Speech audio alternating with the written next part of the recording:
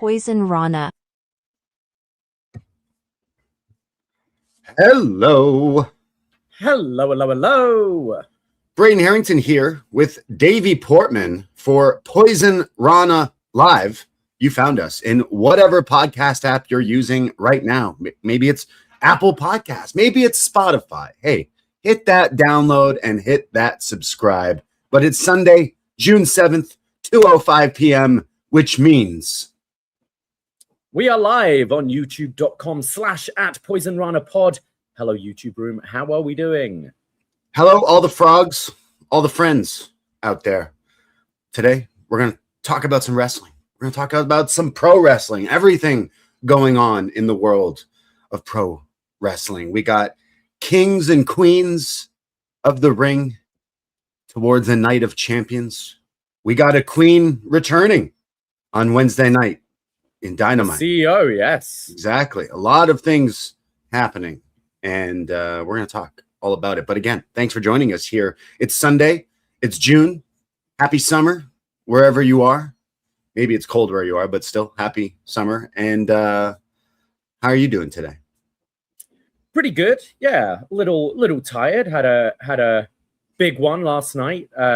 Do West Fest and bar hopping and walking around in the heat. It was a fun day.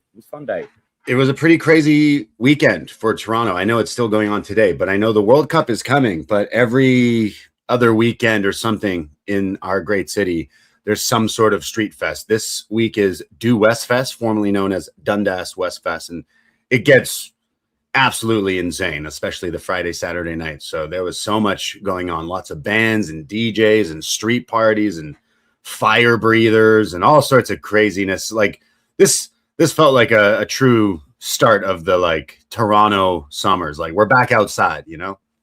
Yeah, it feels like the first proper like festival of the summer, event of the summer. So yeah, it was good stuff. Had a long one, a late one, but it was a lot of fun. I'm normally working Saturday night, so it was nice to be able to do it for once.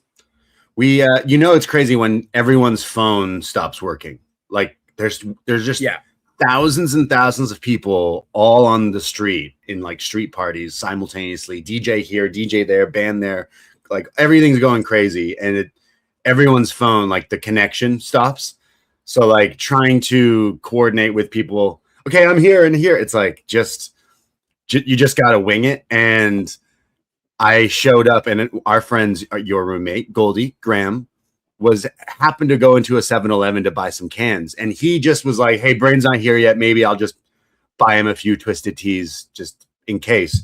And luckily, he was wearing a Sting shirt, and I was able to see him. And I feel like if he wasn't wearing that shirt, there was a chance I was just wondering for myself for a while. So wrestling shirts which I saw other wrestling shirts out last night as well. So I saw one Danhausen shirt, seeing a lot of that. Okay. A few Rhea Ripley shirts, seeing tons of that, and then a few John Cena shirts. So yeah, Do West Fest was crazy. I'm sure it's still going on right now, but we got like Taste of Danforth is coming back. We got Little Italy Fest or whatever, like bring on the World Cup. I don't even know if it's going to get as crazy as that with like streets shut down, but it's going to get crazy this summer. So yeah, it's going to be busy. Yeah, patios are going to be busy. A lot of people coming to the city for the World Cup, we imagine. It's going to be a good time. You mentioned Danhausen shirts, but the reverse curse still working on the Knicks, which has been quite funny to see. Yeah. Okay. So like when I work at my shoot job, we're an ABC affiliate, and we take shows, and my job is like taking shows and ABC shows and satellites and airing on our Canadian stations and simulcast, etc. But because of these playoffs, I've been sitting at work waiting for these games to end so I can go chop up the show Nightline. So I've actually been watching way more championship sports this week. And I think maybe the fact that we were in New York like a week or two ago, and Knicks fever was going crazy. I don't know. I'm not a New Yorker, but I want them to win. I'm like, fuck it, let's go. Yeah. And then I see who the special guest is tomorrow night at Madison Square Garden. So don't worry, they'll lose. The curse will be broken tomorrow night because the president's in the house. I'm sure he's gonna fucking make sure that they're cursed. And then when he gets booed, he's gonna be like, "Oh, fucking New York and this and that." But yeah, go Knicks. Knicks in 4. Something. Christian Dior. I don't know. I don't know if the city could handle the Knicks. Look at them winning game 2 the other night, and the place looked like it was Arkham Asylum opened up. Like if they were to win, that's gonna be one of the most insane New York nights possibly ever. So yeah, I've been following along. The people have been partying so hard. You seen the guy with the robot put the Knicks jersey on? Yes. I don't know. Ben Stiller's been going crazy too. Go Knicks.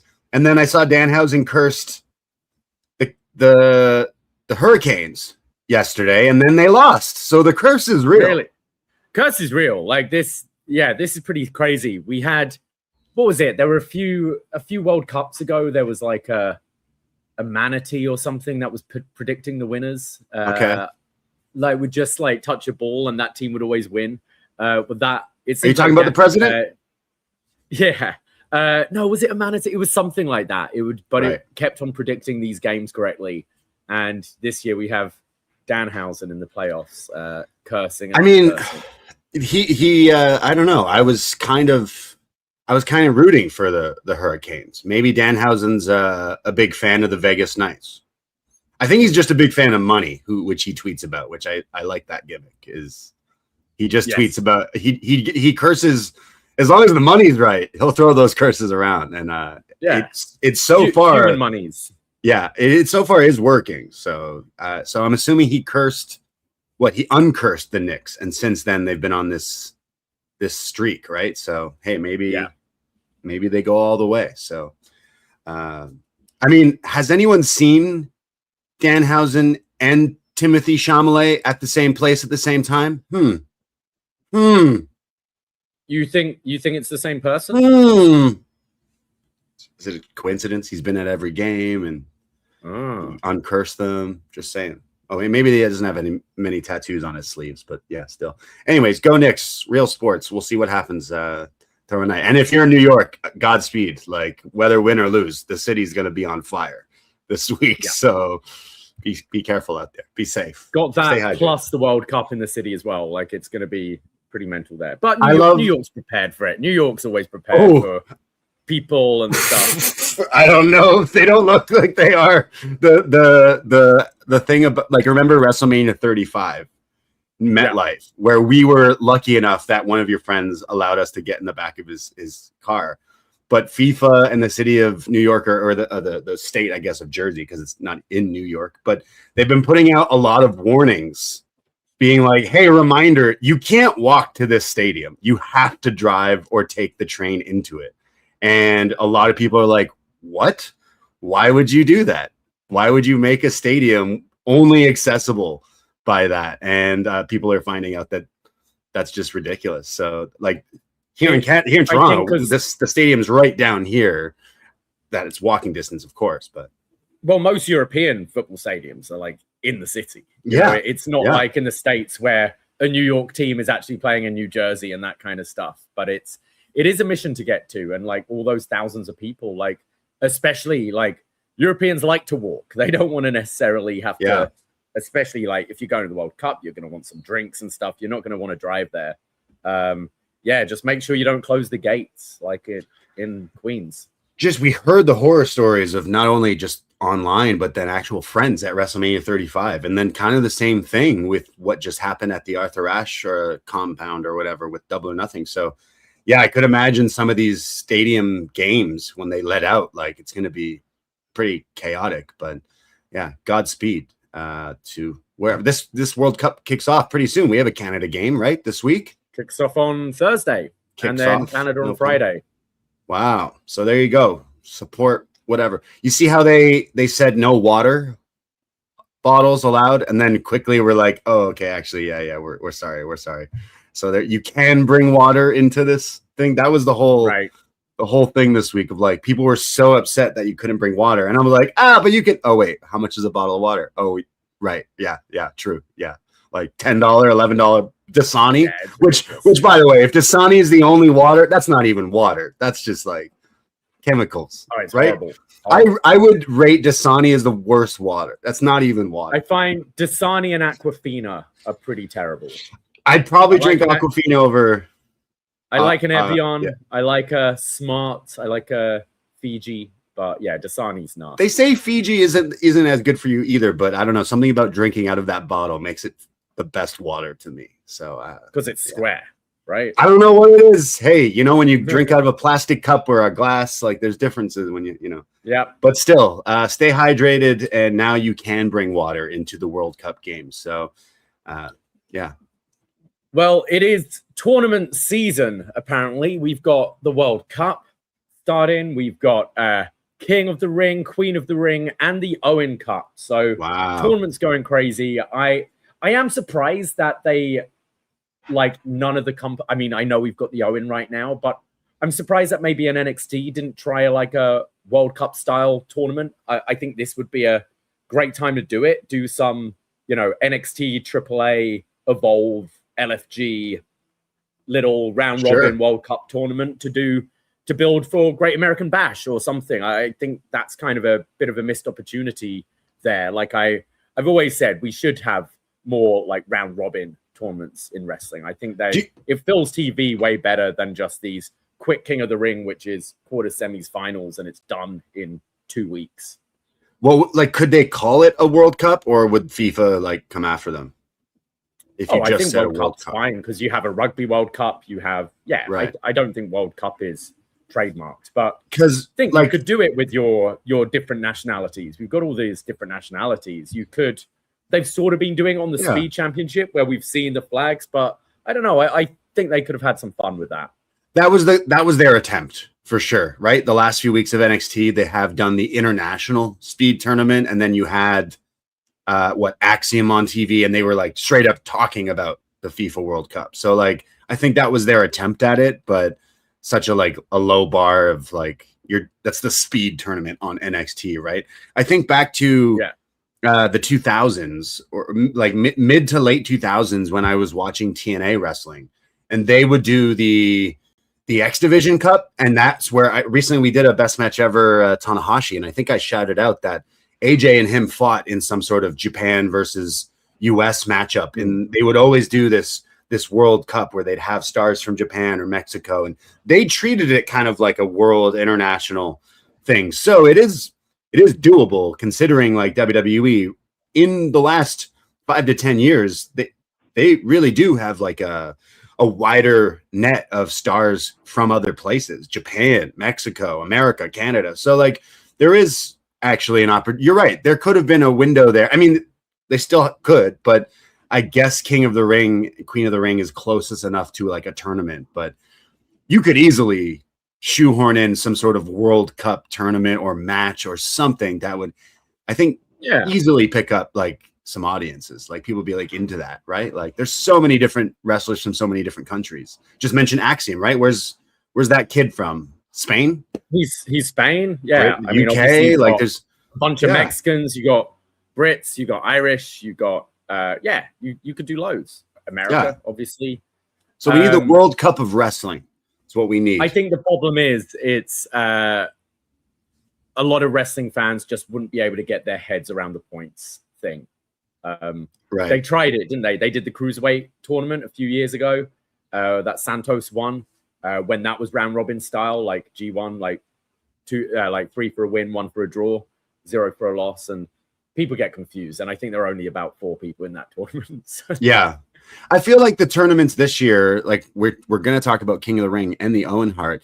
I felt like both tournaments, WWE, they've definitely actually, they haven't done the 4-way thing like this that they've done, but I feel like they're not as deep brackets. This goes for both the Owen tournament and the WWE King of the Ring, Queen of the Ring. The brackets look really small, and then it's it's done pretty quickly. I say this every year. I miss the days, and we're finalizing our schedule, and I think maybe doing a classic King of the Ring would be a good thing to do this month. But I miss back in the day where it was a lot deeper. They did deeper brackets in 2000, 2001, and then you had the semis and the finals at the King of the Ring pay-per-view. And I always quite liked that. It felt more of a grueling tournament, whereas here you've got, as you said, a four-way and then semis and main. It seems like it's rushed through. And I always think when you've got all these hours of TV that you're trying to fill, a tournament automatically puts stakes on something. Yeah. You can have a month. You can have a month worth of matches that otherwise would just be throwaway. But now there's stakes to them and there's added meaning. And you can even have, NXT qualifiers to get someone onto the King of the Ring. But I don't see why we rush through with these four ways. And like, I feel like a 32-man bracket would be so much more exciting. And it's so way easy. harder to predict. But you look, I mean, the Owen this year, you just look at it and like, oh, well, Ospreay's winning that. And I guess Mercedes is winning that one. Yeah. And you can predict every single match so easily. I think the King of the Ring, the King and Queen of the Ring, there are a couple of different options and we'll get into that. But if you have a 32-person bracket with everyone in it, it makes it way more exciting and interesting for me, I think. The closest thing to the old school King of the Ring tournaments is the Continental Classic, because they've had the semifinals and finals on the same show, right? Like they've done that for the past few years. I just think, and I know you've said this a bunch as well, but I think many people agree, it feels like this Owen Hart tournament is like you beat two people and you've won it. Where and then you go on to main event, the stadium show, like the all-in main event world title. It seems pretty easy. Whereas the Continental Classic, you're doing this pretty crazy schedule, wrestling every week, wrestling the top competitors for points, sometimes and twice a week. And then all to get a 20-minute time limit match for this shitty title that doesn't really matter. And then you win the speed championship at the end. It should be the other way around. Yeah, it should 100%. Be you go through this crazy tournament, and then the finals you get to go on to All In. So that is definitely like, I think they should rework the tournaments in AEW. And I see Jamie in the chat. Thank you, Jamie, who says, don't want them to steal the Rumble, but there's got to be something you can create just as fun. And the fact that they announced this AEW Redemption, and then people online were saying, hey, what's this Royal Redemption? It's like, I wouldn't imagine that they just straight up jack a Royal Rumble, but like something like that is like a good idea. TNA, going back to hot on TNA in the 2000s, but they used to do the Rumble and the final two have a match. Do that as like your Rumble. Or even if you had like, because we say AEW has way too many titles. What if like you did the Continental Classic and you have basically the winner of the Owen faces the winner of the Continental Classic and they go on to All In, and it's the Continental Champion can be defending that from winning the title to like Forbidden Door or whatever. Right. And then you set up, I don't know. It does seem backwards. I understand timing of year, like All In is, I know it was a little early last year, but it tends to be end of August, beginning of September. And it's that November, December period where they want to fill TV time more. So it makes more sense to have the Continental Classic then, but it just does seem a bit backwards. Well, then you just do the Owen Hart tournament then, and then you add way more matches to it, like tournament brackets. You create it yourself. Like you can totally do that. But I feel like this one you look at it and you kind of know where they're going to go with it, and that's fine because like the matches we assume we're getting those two stars, Will Ospreay and Mercedes, in big matches at the All In pay-per-view. So like, sure, makes sense. It's just I do think tournaments are so easy to fill time and, like you say, have stakes and actually mean things if you win. So why wouldn't you treat it a bit more with some care and make it, I don't know, work out the little kinks in it of like why it makes sense? Because the brackets for the tournaments right now, not necessarily. I'm like, okay, I guess you can kind of see where it's going, but let's go through the men's right now because I do think that. Yes, I think this maybe has a little bit more, a few different ways it could go, because bear in mind, this is to main event SummerSlam, right? And you've got, you've just had Obafemi qualify. I thought they did a good job with that, just him steamrolling through everyone in that four-way. It was a pretty fun match on Raw and like a rehab match for Femi. Dominic Mysterio beating Bron Breakker, Trick Williams, and Damian Priest on SmackDown. So we've got in the semi, Oba Femi taking on Dominic Mysterio. On the other side, we have Seth Rollins taking on Javon Evans, Tonga Loa, and Ricky Saints. And then Jey Uso, LA Knight, Royce Keys, and Finn Balor. What do you see the other bracket being for the semi? It would be really cool to get Royce Keys versus Oba Femi, two big meaty men. I mean, we got the meat chance in AEW, and I know he's trying to get the meat here, but I don't necessarily see them going with either of those guys because I think ultimately, this was a bit of what Tony Khan likes to do on AEW, where someone wins a title and then instantly says, yeah, I just won this title. However, I'm going after this other title right now. And that's how I felt when you said Oba Femi wins this match and then instantly is like, yeah, I won this match. Cool. Anyways, Brock Lesnar, I'm not done with you. Hey, Brock, I want to fight you still. And I'm like, yeah, let's just go to why. So I feel like Brock has to cost Oba the match that we ultimately get to. So like Brock costing him the match, which then sets up Brock Oba Femi in Minnesota SummerSlam, like the rubber match, if you will. So I don't see Oba Femi winning this at SummerSlam or this, which is weird, right? Because it's like I would have thought if this wasn't to challenge the champion at SummerSlam, Oba Femi would win this thing, but they've got to do that rubber match now. Whether they push that back till after SummerSlam, which I can't see them doing, it does seem SummerSlam is the destination.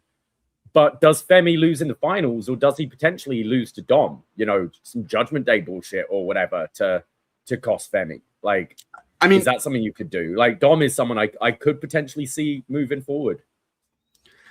Yeah, I just don't know. Would Dom versus Roman Reigns be or I guess I'm not saying a win, but like to go to the finals, maybe.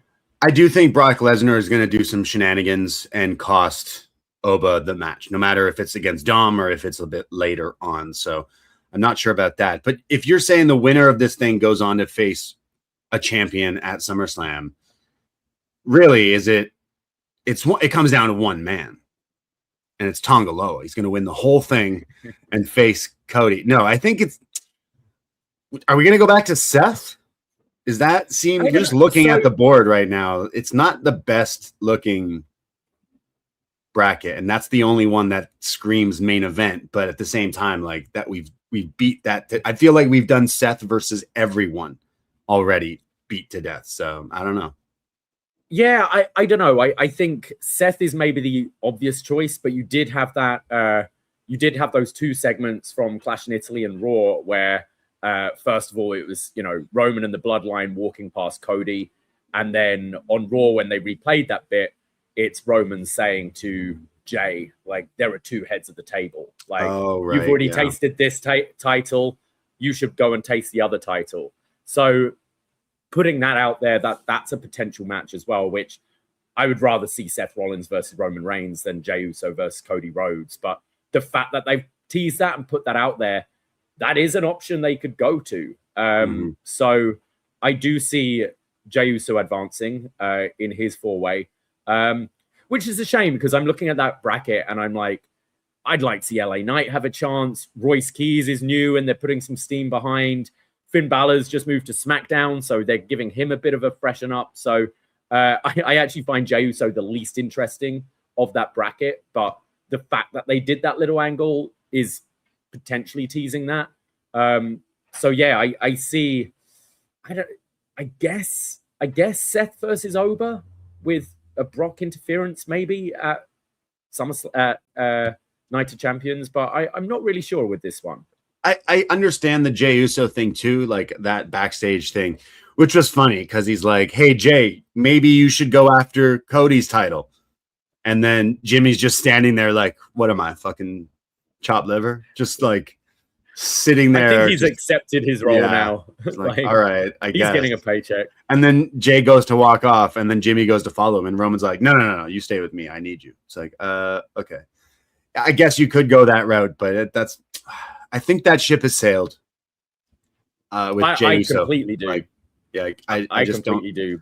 I don't know. Maybe the merch is still good. People are still eating. I don't know. I've definitely bless them, but like they tried and it kind of was an experiment that maybe failed. I don't know, but then what? You're gonna go back to Seth versus Roman or Seth versus Cody again at SummerSlam? Like, as we've been saying the past few weeks, like Seth just doesn't do anything for me right now, and I just don't. Is that the next best option? We just did Roman versus Punk at Mania, so get the Seth singles match out of the way. It's just like they've done that match so many times. So what if Jey wins and faces Roman? We've done that a bunch of times. I prefer Seth versus Roman. Like I think it's been long enough since they've done it, and they've always had like the last singles match they had was Royal Rumble 2022.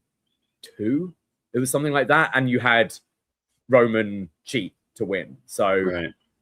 there is more of a, where they both are now, a singles match that's more interesting than I don't want to see Jey versus Cody. I don't want to see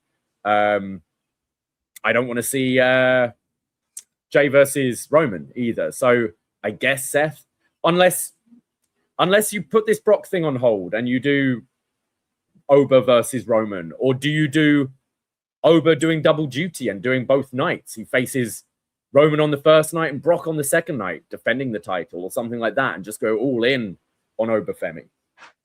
That seems, crazy, but they have done King of the Ring stuff. Like, look at Brock Lesnar. He won King of the Ring, goes on to beat The Rock at SummerSlam to win the title at a really young age and really quickly. So you could do something crazy like that. I do think we need the Brock Oba rubber match, and considering it's the stadium in Minnesota, you would imagine that's the biggest thing possible, especially after Brock getting his lick back at Clash. So like it's right there to do that big one, and whether that is actually Lesnar's retirement, make it title v retirement or something. I don't know. Like, how could we get the title on one of these guys beforehand to get it to Oba? But he wins this tournament, then he goes on to SummerSlam. I think it's just easier and more WWE for them to just have Brock interfere, cost Oba, and go back to the grudge match, the final big match. And that could easily be the main event of night one. This is a 2-nighter, right? SummerSlam? Yep. So easily night one could be, or maybe it's night two and it is a Brock retirement. Hey, I teased retirement. Brock, why don't you actually put it on the line this time or something? I don't know. Maybe you could do something like that. But I do just see them going with Seth, or dare I say Jey Uso, but yeah. Oh man. Yeah, Jey versus Cody sounds awful. Just wait. It'll be Seth Rollins, SummerSlam, night 2, Roman Reigns and Seth for the title, and we'll get yet again a chair shot reference to the back. Cinema, absolute cinema. Don't forget the spear into the pedigree as well. We will have that for sure. Right? Yes, of course. If Seth can still their last singles match was 2022. And Jamie says in the chat, I think they will do Seth versus Roman just to get it out the way. Especially rumors that they were wanting to do this at Mania, but that ship sailed. So SummerSlam is the next best option. Still a stadium. There's a lot of people, I'm sure. But I would imagine Roman retains anyways. But that's probably the next best option. This bracket is kind of showing you like, okay, we have Cody, but some of the top players, they've messed about with this Mickey Mouse booking over the last few years that I think it's actually hurt a lot of characters. You're talking about LA Knight. Like, fuck, at one point, you would just imagine this guy's a shoo-in to be a main event championship level act. And I feel like that is so far gone now that, like, I don't know how they would reheat that up at some point. It's possible, but I just don't see it happening. Jey Uso is kind of the one they went with, and it's, again, like I said, a failed experiment. Finn Balor, okay, we had the move to SmackDown, but I don't know if anyone's going to buy a Finn Balor main event push in 2026. Royce Keys, he's just got here. I don't necessarily see them putting the rock to him like they are Oba Femi. I don't know, just looking at this playing field of the King of the Ring, I'm like, don't really like a lot of the people in the mix right now. Considering like where's Drew? There's a few other people that maybe you could have mixed in, and we talked about like how the brackets are kind of weak, but I don't know, like why is the some of these people in this anyways?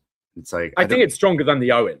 I think the fact I was literally about to say debating different ways you can go. Absolutely, the Owen is the same thing. You see that and you're like, oh, I can see who wins that easily. Like, why is this person? And like, realistically, this tournament should be the best of the best if the winner goes on to main event a stadium show. And both the King of the Ring and the Owen, the winner goes on to main event for the title at the stadium show, and not the top killers are in the tournament. So you can easily see who they're going to pencil in to go that way. Like, why wouldn't you put Moxley in that tournament? Why wouldn't you put Drew in this tournament? Why wouldn't you put a few of these other people in these big tournaments that it just kind of shows you maybe the path that they are going? So ultimately, I do kind of think it's Seth versus Roman, SummerSlam. We also have the Queen of the Ring brackets with we had Io Sky on Raw defeating Roxanne Perez, Julia, and Lash Legend. And we had Raquel Rodriguez on SmackDown defeating Bayley, JC Jane, and Kiana James. On the other side, we even have one of the champions in the women's bracket. We have Liv Morgan taking on Becky Lynch, Alexa Bliss, and Chelsea Green. We have Sol Ruka, Lyra Valkyria, Charlotte Flair, and Jade Cargill. This one seems a lot more open, I think. So, yeah, we've got Sky versus Rodriguez in one semifinal. What do you see the other semifinal being? So Liv is in this, so that means the winner faces Rhea, right? At SummerSlam? The winner can choose who they're facing. So right. Liv, if Liv were to win this, she could go for double gold, but people can challenge her as well. So you could have Raquel Rodriguez challenging her partner in Liv for the title, potentially. Yeah. This one's definitely not as easy to pick out who you think is going to win. I think they've done a lot of focus on what did they do on SmackDown? It was a tease of like Charlotte and Rhea. I think that's a match they're just going to go to. So I don't necessarily see that as the SummerSlam. But yeah, they're pals now. They're buddies. Yeah. But like ultimately, that's going to lead to another match between them at some point. But I don't. Is it too early to go back to the Io Sky versus Rhea story? I know we've kind of done that overkill, but every time they wrestle, it's good. So I think you can do that. Like it's always a fantastic match. They've been, apart for a while now. And yeah, Io versus Rhea as two baby faces, maybe finally pull the trigger on a Rhea heel turn. I know she's still insanely popular, and I can see them being reluctant to do it because of her popularity. But Io defeating Rhea again, because Rhea's never beaten her, becoming champion, and then Rhea snapping and turning on her. Io's justification could be, I'm challenging my friend because at the end of the day, I want the championship, and she's never beaten me. So it's an easier pick for her in a way. Yeah. And Rhea, that could upset Rhea because why did you pick me when you could have gone for the other champion? I think that's the way they'd go, but there are different ways. Like you could, I personally think it could be Io and Liv Morgan in the final of this thing. I'm pretty sure Morgan beat Io for the title last year. I'm trying to remember. But yeah, I could see that as the final. Maybe Charlotte versus Liv in the semi. But yeah, it's a lot more open. There's a lot of different ways. As you said, you could go Rhea and Charlotte once again. I don't see Jade Cargill going through because I think we've done that. We've done the Rhea Jade twice now. I don't think you do Jade versus Morgan either. So what about Becky? Does Becky fit into this at all? Yeah, I was about to ask, what if Becky is the one that actually goes through? Like maybe the story with Sol Ruka, she lost the title to her. Like she can move on from the IC and go back into. Like I know we've done that match as well, right? Just a few years ago, but you could go to it. Becky still is one of the. I haven't loved Becky in 2026, to be honest, at all. Considering she still is one of my top favorite women's wrestlers, maybe ever. But I gotta say, this year has not been favorable as a fan. It's really not been great. So maybe it's a step up to move away from that and go more serious Becky and go after Rhea. But I don't know. I don't necessarily see that right now. Personally, I think the Io Rhea, like I said, anytime you add that match to a show, it adds something. You know, those two have the chemistry and the magic. Eventually, you got to do Rhea turning on Io, but I don't know if we're ready for that yet. Considering, and that's got to be how she eventually wins, right? You can't have her just win cleanly. Like I feel it would be a waste for Rhea to just win cleanly and beat Io. So I'd like to see that. I think that's the most interesting. It's whether they're ready to turn Rhea heel. Like, I think it would freshen a lot of things up, a heel Rhea Ripley going forwards. But down the line, but right now, she's just so popular. Then I think she was a heel, even though she was treated like a baby face, and now she actually is the baby face. It's like, let's ride this out a bit before we go back to being mean Rhea Ripley. But I do love anytime Io and her wrestle, so I kind of would be down for that. And imagine she turns at SummerSlam. But again, it's too soon, so I don't know. You think it's too soon for her to turn? I just see the popularity of, like, okay, it doesn't matter in today's, you can still like bad guys and stuff, but if it was a big SummerSlam moment, I guess that's a big thing to have her turn on Io to beat her. But I don't know if she needs that right now. They do like their moments on these exactly shows, they do. Yeah, they do. So hey, maybe this could happen. Yeah, Io and Rhea, and you know the story is Io's always got her number, and Rhea decides, you know what, I'm gonna hit her with the title when the rest's not looking, and I am gonna beat Io for the first time. So maybe that does, but people would still probably cheer. But who knows? We have Cody versus Gunther set in 2 weeks' time. Next week we'll learn what the stipulation is going to be, and then we've got I think the match is in Kansas City in a couple of weeks. Pretty good segment on SmackDown, I thought. I like the stuff they're doing with Sami Zayn. Sami being a complete babyface to this Italy crowd, but this time him helping out Cody when Gunther was choking him out, unlike the other week when he just let him die. And then Cody inadvertently taking Sami out. So I think we're ultimately heading to a three-way with these three. At the Night of Champions. Probably at Night of Champions. And so I guess maybe another schmoz finish. But I wonder what this stipulation is going to be. Ultimately, I do think it just leads to this triple threat at the show. So I imagine maybe like a no DQ, but somehow Sami still gets involved, and that's what causes some sort of fucky finish in this SmackDown Championship match. It makes way more sense. We have seen Cody and Gunther just recently, Sami being back in the main event mix.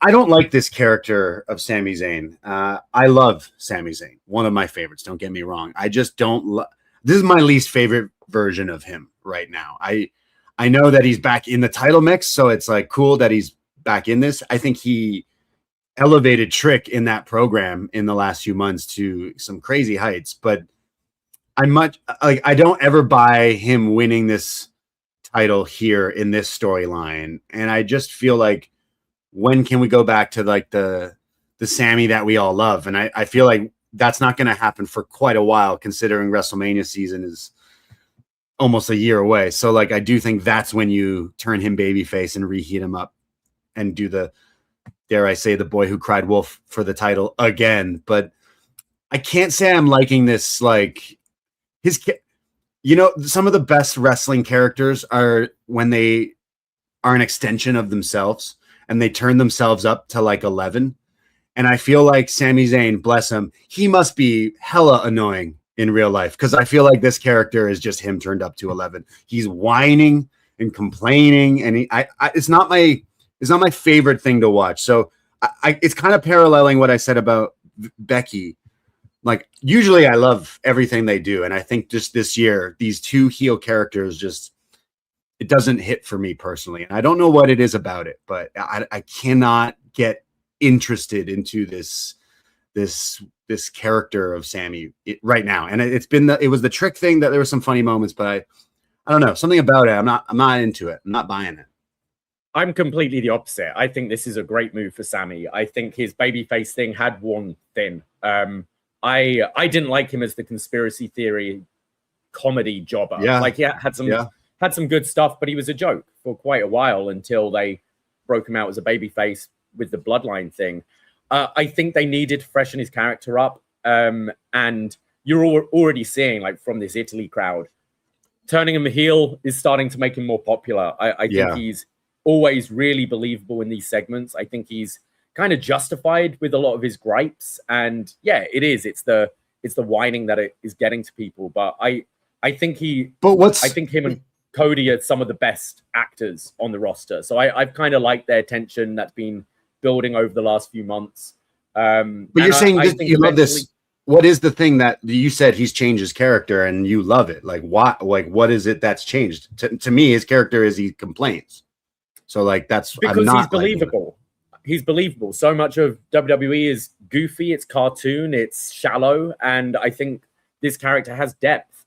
This character we're seeing right now is based off of years of being screwed out of the title, not winning it, and I think his frustrations are coming out, feel justified, and I think Cody is a great person to play against because he calls people out on their bullshit as well, and I just think both of them have a level of believability about them which is far deeper than most of the other stuff you see on these rosters. Would you book Sami Cody at SummerSlam? Yeah, I think so. I could see doing that.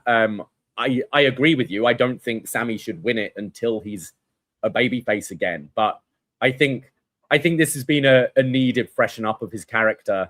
And by the time we get to Rumble season again, I think he'll be a babyface. But it feels, I think back in the day, like we've had so many turns in wrestling which were just for the sake of a turn and never really made much sense. It's a swerve, bro, you know? Whereas I think Sami, it's been a very gradual thing. He was playing his babyface self and the crowds were starting to turn against him. There were those, Sammy Hogan comments and all that kind of stuff. And he's not really changed much of who he is. He's just moaning more. And and then you do still have the fans who are behind him as well. So I think it was a much needed freshen up. And I think him and Cody segments have been some of the best segments on SmackDown. Do you see any sort of title changes before SummerSlam? Do you see Gunther winning this at all, or Sami or anything? Like, do we have a little flip flop at all? No. I think Cody retains, and then you can turn the Gunther Cody feud into the Sami Cody feud. Oh wait, but then Jey Uso versus Cody should happen at SummerSlam. Okay, I don't know how, but how do we get to SummerSlam, Cody Rhodes, Sami Zayn, ladder war for the WWE title? We had Cody versus Kevin Owens in the ladder war, which really was the match that probably took Kevin Owens out. I know he then went on to face Sami in the Canadian Classic at Chamber here, but we haven't seen him since because of the injuries. You could use that into the storyline where maybe Kevin Owens is brought into this and Sami now as the heel doing what Kevin did. I think that would maybe change my tune on the Sami thing. If you compare this heel run of Sami, where it is right now, to where Kevin Owens turned heel on Cody, like that was way more interesting and juicy. And the thing was, Kevin's nastier, where he attacks people and injures people. I think if Sami were to do that, I'd be more into this. Like, we've never seen that side of Sami. We've never like Sami doesn't have the package pile driver, but Sami could hit Cody with the turnbuckle brainbuster and use that as like, that's my move that I'm going to beat you with. Like, I'm tired of this. And Kevin can be like, hey man, you got to reach down deep to finally do it. Maybe that's something we could go through. And I think that's the thing. We're still like, Sami is still in that kind of tweener stage of this heel turn. It hasn't been fully, this week he did try to help Cody and it backfired on him. So I think you could get there. And I think that would be a I think when you do get to that feud, the one-on-one, it does make more sense to amp him up and have him be nastier. And yeah, ladder match would be great. Is a Randy Orton in the picture at all for Cody? Oh, yeah. Here I am predicting Sami Zayn in a WWE Championship match at SummerSlam, when, of course, that probably won't happen. It's Randy Orton. If he returns, you would imagine they do the playbook from last year. Hey, was your WrestleMania main event convoluted and infected with awful celebrity involvement? Well, you might be up for compensation at SummerSlam in a rematch, because that's what happened last year when Cody fought Cena and Travis Scott showed up. And that's kind of what maybe they do this year. Hey, look, we know we fucked up. Let's do the real match. No Pat McAfee. Yeah. No Jelly Roll. Let's just do legacy shit. Let's go. Maybe that's the route they go, but I don't know. I kind of want the ladder war. So yeah, okay. It depends how Randy is as well. Like he's been off injured, right? Put Randy in the ladder war. Sure. We also had Chad Gable returning to SmackDown after his match of the year contender against El Grande Americano last Saturday, which we raved about on last week's show. Seemed to get a big reaction backstage and is going to challenge Rey Fénix down the line for the Triple R Cruiserweight Championship. I thought this was pretty cool of having him say sorry. He's basically, hey, you remember when I was kind of racist? Sorry about that. Sorry, amigo. Yeah. I don't know what I was thinking. I was just, he basically was like, I was just listening to a lot of Joe Rogan and Theo Vaughn, and I don't know what got over me, but you know what? I'm not going to be racist anymore. I'm just Chad Gable, and I love luchadors, and I love them so much that I want a AAA title. So maybe that's babyface turn of Chad Gable here. Possibly. I mean, you need to capitalize off something like that. After last week, like I wouldn't necessarily be booking him against someone like a Rey Fénix right away, but that could be an awesome match. Don't get me wrong, but I think they could try to capitalize on the success of that match and his popularity and some sort of story. And I would keep him babyface. Part of me thinks he's actually going to continue being a heel. I think this is actually maybe going to be some disingenuous stuff. I don't know. But I think they should capitalize and make him a babyface. I think you should capitalize, make him a babyface. It just, I like that he's doing a bit of a redemption tour, but it's just, I was a little disappointed seeing him challenging Fénix here. Like this feels a bit of a step down. You know, it's not even for the Mega Championship. I don't even know what title this is. That's how fucking important it is. So yeah. This is the one Fénix just won on last week's show. It's like a cruiserweight title or something. I don't know. Yeah, I mean, you could put it on a SmackDown to just get like put on a hot match and sort of continue, you know, what helped get Mello over and Ilya over, just put a banger on SmackDown. But I would want Chad to challenge for something bigger than this. And, you know, him have his, go back to that chasing the IC title story that he had. I mean, wouldn't do it necessarily against Trick because Trick's super over right now, but have the right like heel for him to go after. And really, like he's in his 40s now. It's time to like, I think people could get behind Chad Gable on a serious underdog babyface title chase. Like Penta is Chad is on SmackDown now, but like Penta is the IC champ. Eventually he could go face the other brother now. Trick is US champion, right? Yeah. So that's true. If that's the story you could go after, continuing this lucha stuff. But they should capitalize on just how popular that match is. When I did notice on the Netflix feed for Raw, they, as soon as the show ended, if they throw to that match, and then also WWE has uploaded the match separate on their YouTube as well for people to go watch. So I think they're seeing the interest from it and the love online from like your, you know, wrestling internet communities, that they're pushing it out, being like, hey, in case you haven't watched it, like go watch it. It's free to watch. So definitely go check it out. I mean, you've probably heard it already, but yeah. they've announced as well that the AAA Mega title will be defended on both nights of Triple Mania. So I think, do you assume El Grande Americano versus Dom for one of those nights? Night 2. I think night 2 is in Mexico and night 1 is in Vegas. Night 2 is in Mexico, yeah. Yeah. Okay. So night 1 at the Luxor, which sounds like a whole lot of fun. That's the hotel I actually did stay at. Yeah, I stayed at the Luxor. Yeah, it's fucking sick. I see the main event, night 2, Dom versus Grande, and Grande Americano winning in Mexico and becoming champion. That should be the story here. I mean, after that last match, how do you not book that, right? Dom also is a big star down there, so like that could be a really, really hot match. I don't necessarily think it'll reach match quality levels, but hey, there's, it still could get up there. So I'd say that. But what would be the first night, like the night 1 challenger? Ray? I guess he's kind of like, who else could you put in that position?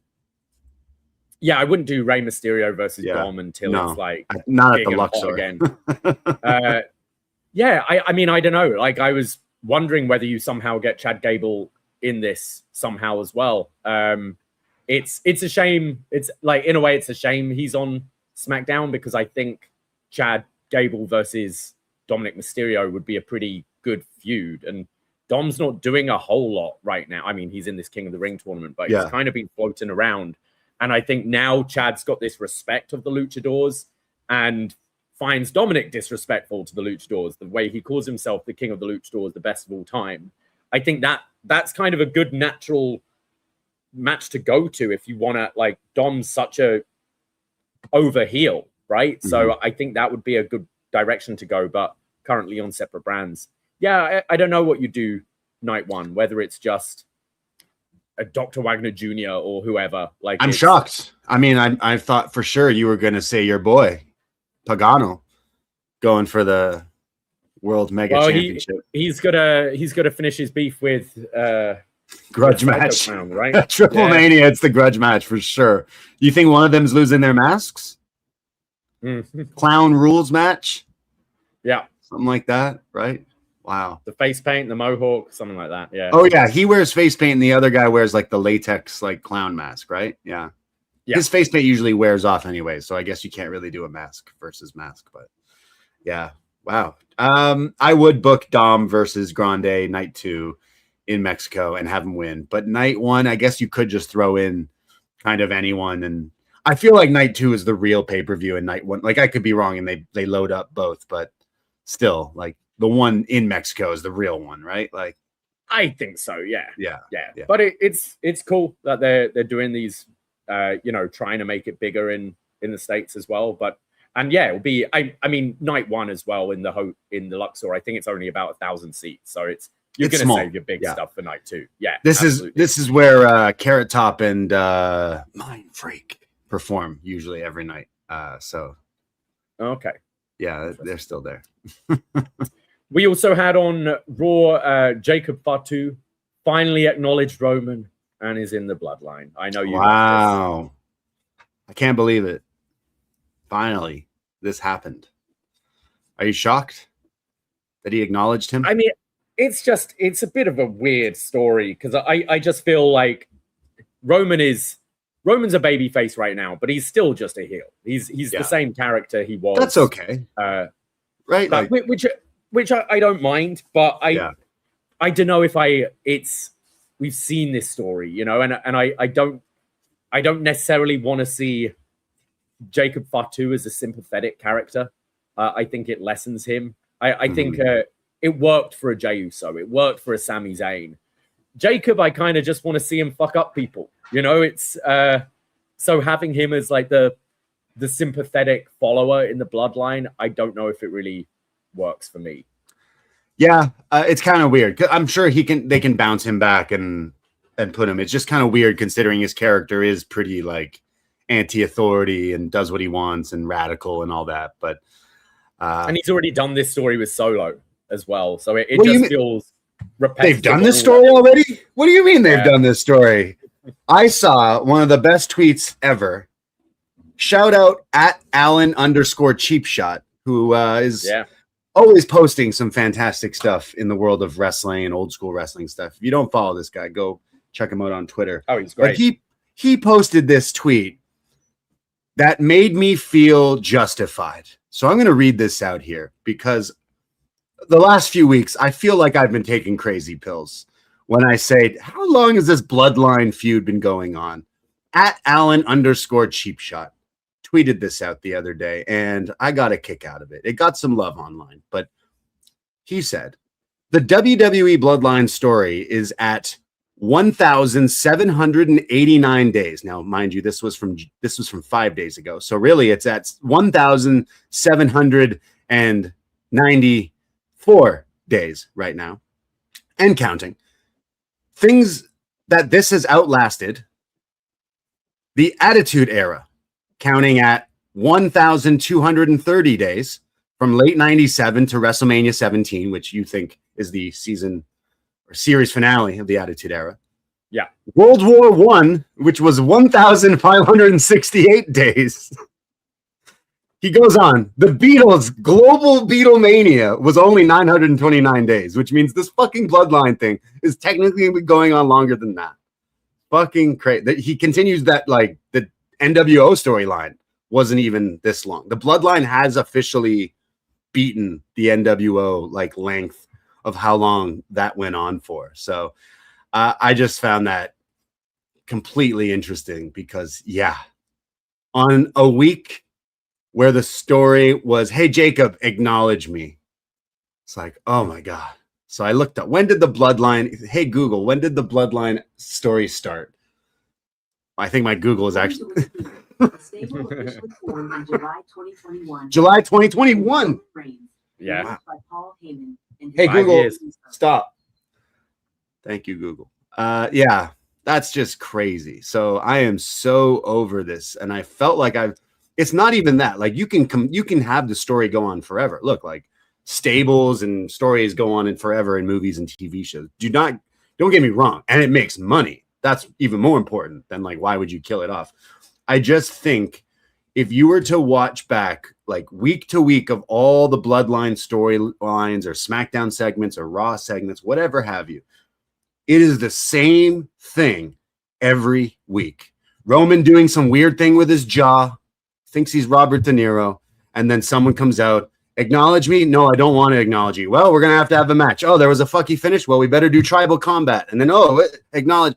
It's like the same thing. So I have to appreciate that tweet of showing that it actually has been Groundhog Day with this story. And I think after Raw this week, can we go into Roman just feuding with someone by himself? Can we go into Roman versus Seth for SummerSlam? Like, get something that, okay, that's still a retread, but you said they didn't do a singles match since like 2022 or something. So, like, do something that is not bloodline adjacent while having Roman as champ. And I think they definitely kept the bloodline stuff going in with Roman and Punk for WrestleMania, but I think ultimately they did a good job of not having the bloodline be involved in the actual match and everything. But can we just do Roman stuff right now? We don't need the bloodline stuff right now. Just do Roman and Seth. And I don't think we're going to do that. So much more of a better talker than he used to be. Like, for sure. The stuff with Punk felt really fresh because it was him out there on his own. I mean,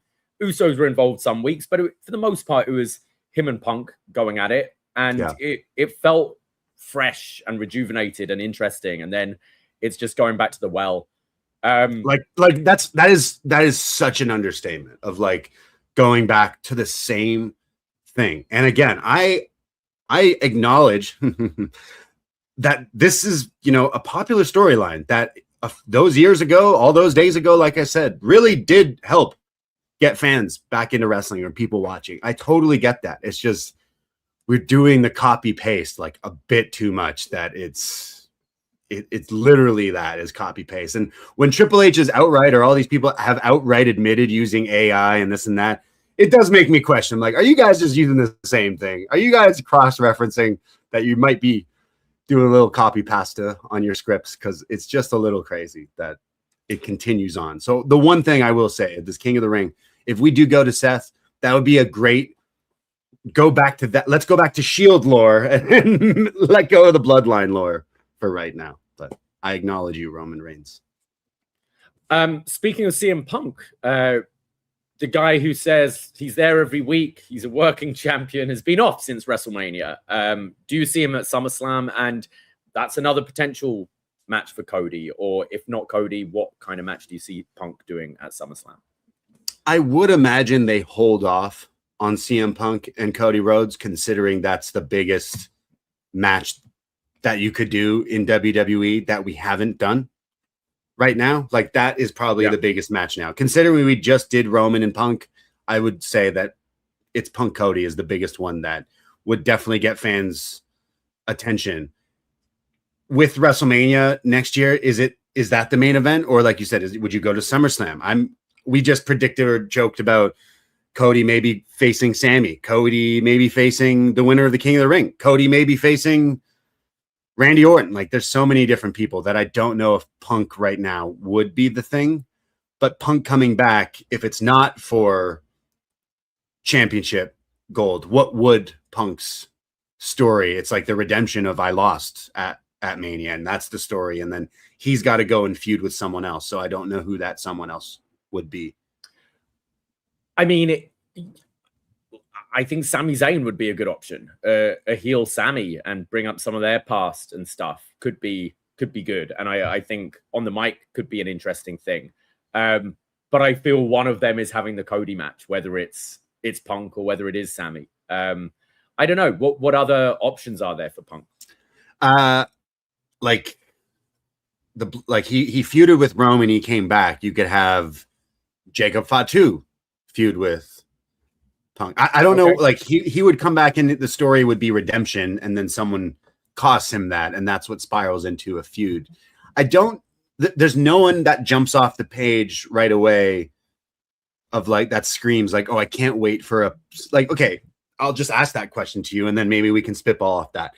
Of everyone in WWE right now, since Punk coming back in the last few years, is there a feud or story that you would want to see with someone in WWE that maybe we haven't seen yet or could revisit, or I don't know?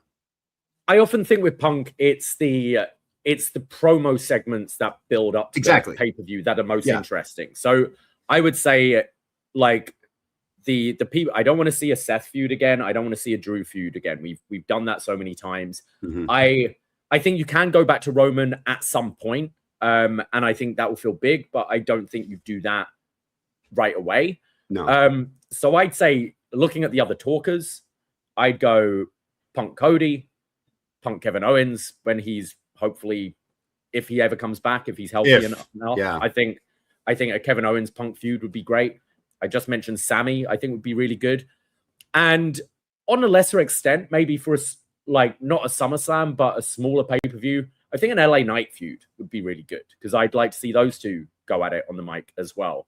Beyond that, I can't really think of many other talkers that would be interesting, or people with a history with Punk that you could go back to. Am I missing anyone?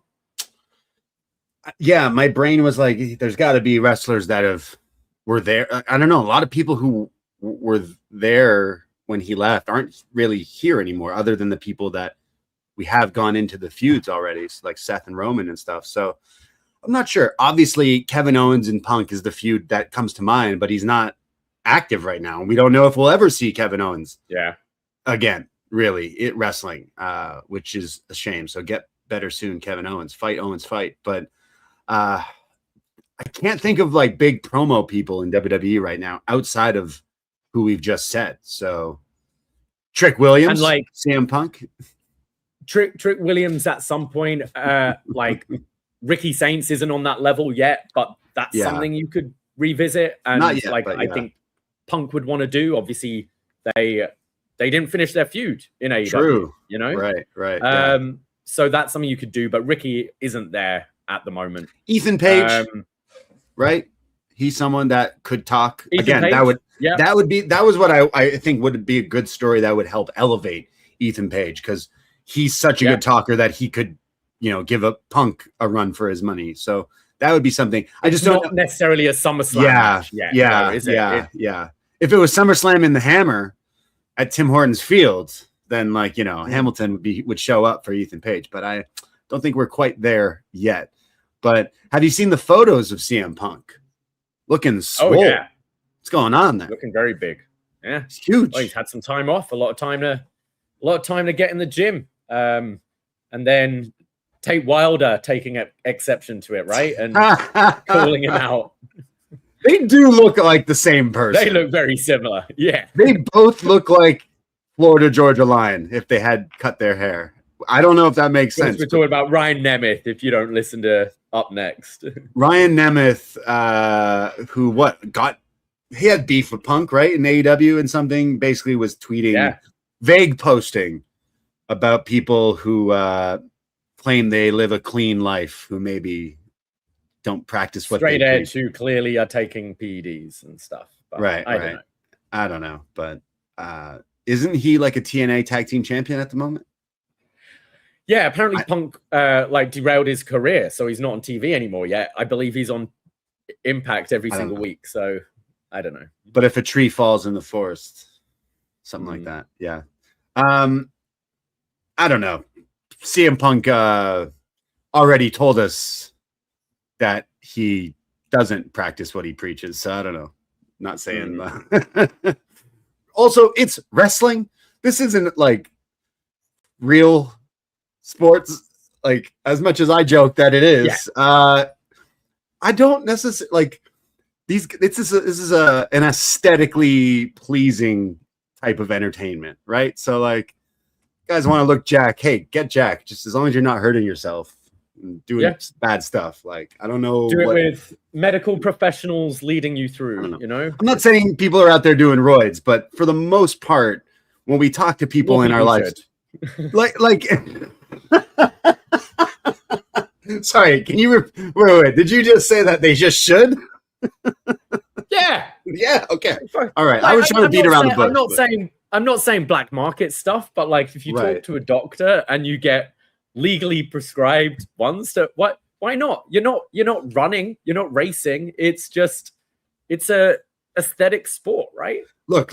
I am not the right person to talk about, being jacked and swollen, all that kind of stuff. However, when you talk to people in the world of health and, exercise and staying fit and CrossFit and all that stuff, people do tend to joke about wrestlers like that's not natural is a sentence you hear quite often from people. When you take a look at these Hollywood actors in superhero movies, they're like, what are they on to get that kind of way? Maybe there's not steroids, but there might be other stuff that helps your body, get jacked quicker kind of stuff. But I don't know, man. It's pro wrestling. It's like they want to look jacked for TV. I totally understand. As long as you're not going crazy and, hurting people and shit. I don't know. Fuck. More WWE stuff. I'm kind of worried about Sol Ruka. I think we saw so much potential in NXT. I think she kind of sucks on the main road. Her promo was horrendous this week.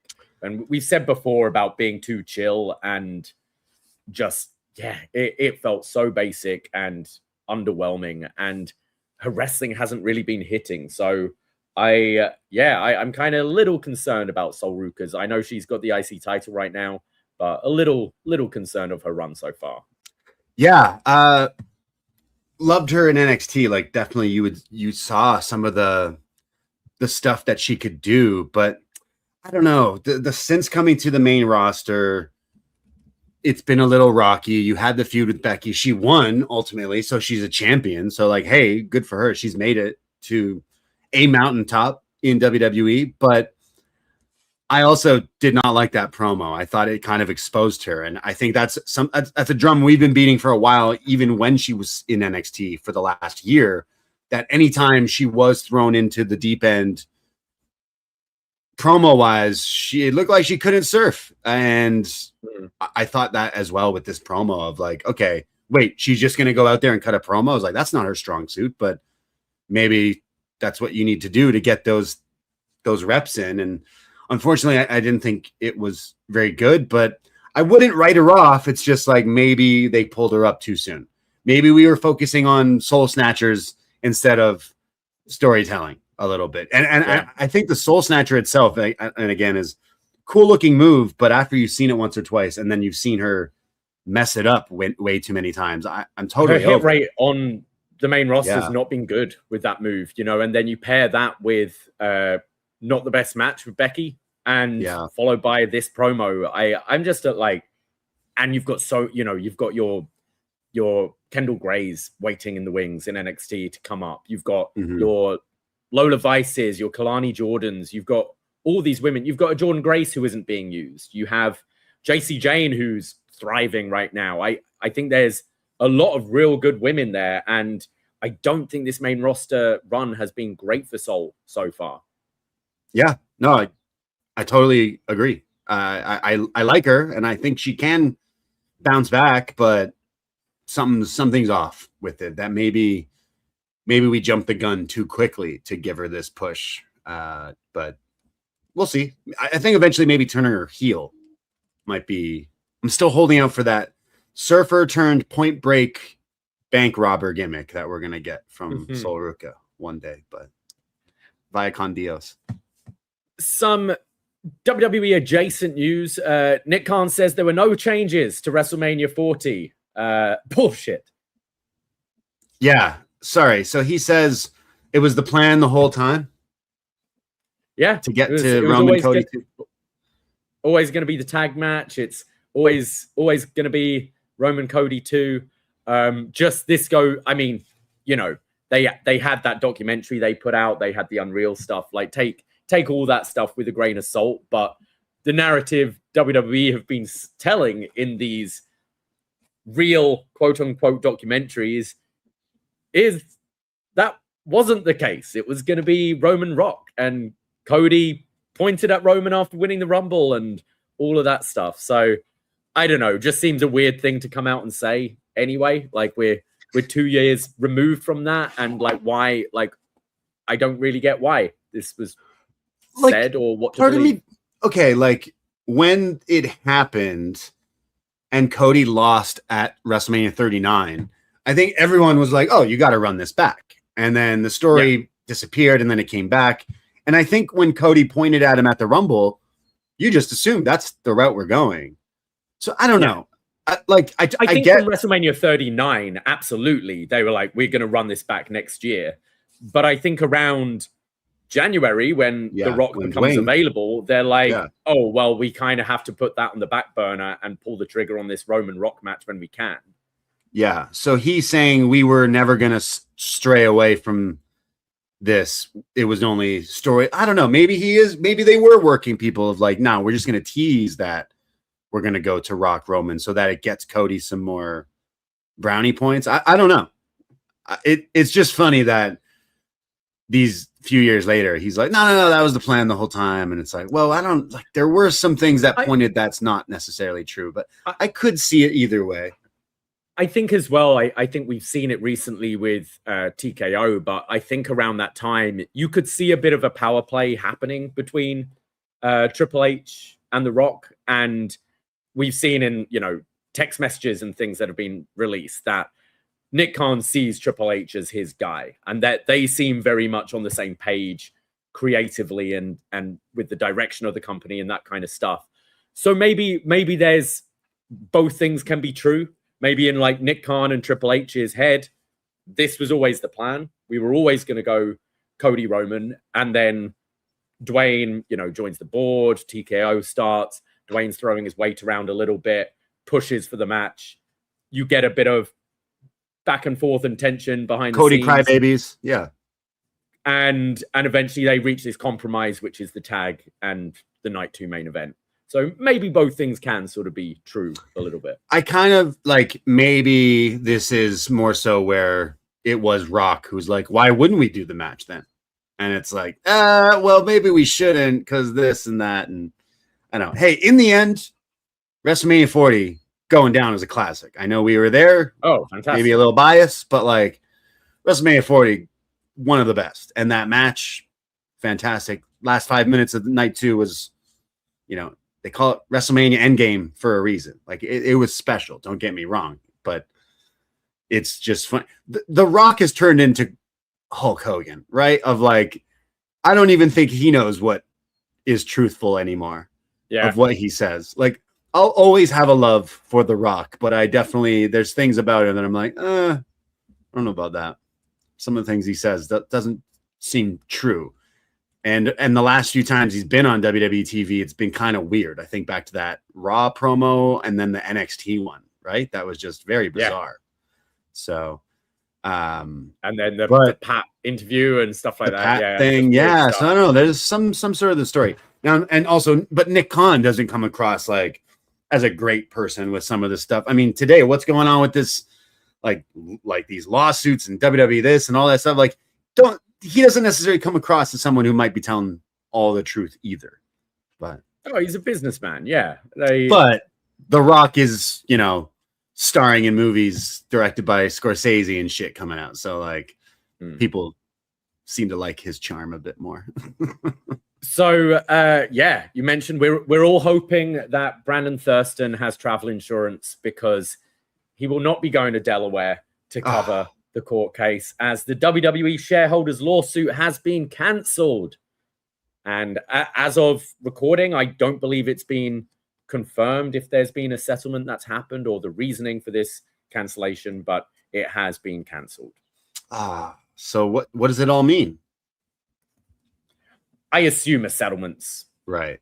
They've reached a settlement, because I can imagine it would probably be quite like the money that they were seeking from this lawsuit was a lot. It was, I don't have the figure in front of me, but they were seeking quite a lot. And I think the evidence was pretty damning from those texts and things that have been released. Mm-hmm. But I wonder from an optics and company point of view, this is wrestling news rarely breaks outside of the box. Like, even think the Janelle Grant stuff got some media attention, but really it's your post wrestlings, it's your Brandon Thurstons who have been on top of it, and it doesn't seem to really break through too much to major news outlets. And I think while this is still on that level of more wrestling news sites, maybe they don't want the optics of a Triple H in court, a Nick Khan in court, a Vince McMahon in court, and maybe they know they've kind of lost this and have reached a settlement that the shareholders agree with. Yeah, they definitely don't want Brandon Thurston in court on their ass. That's for sure. They don't want Brandon Thurston near anyone. I found something interesting. What was the story? It feels like maybe a few months ago when Brandon Thurston and John Pollock, post wrestling, WrestleNomics, amazing work from these two fine gentlemen. When they many, many moons ago used a website to post a story, and then only a few years ago, WWE's in bed with this website to give them money to maybe what is that? Front Page Sports, is it, or something like that? Don't post any more stories about us like that. We didn't really like when you did that. What's the word when people do that kind of stuff? Conspiracy, coincidence. Told you, those are two of my favorite words in the last little while. Conspiracy, coincidence, controversy.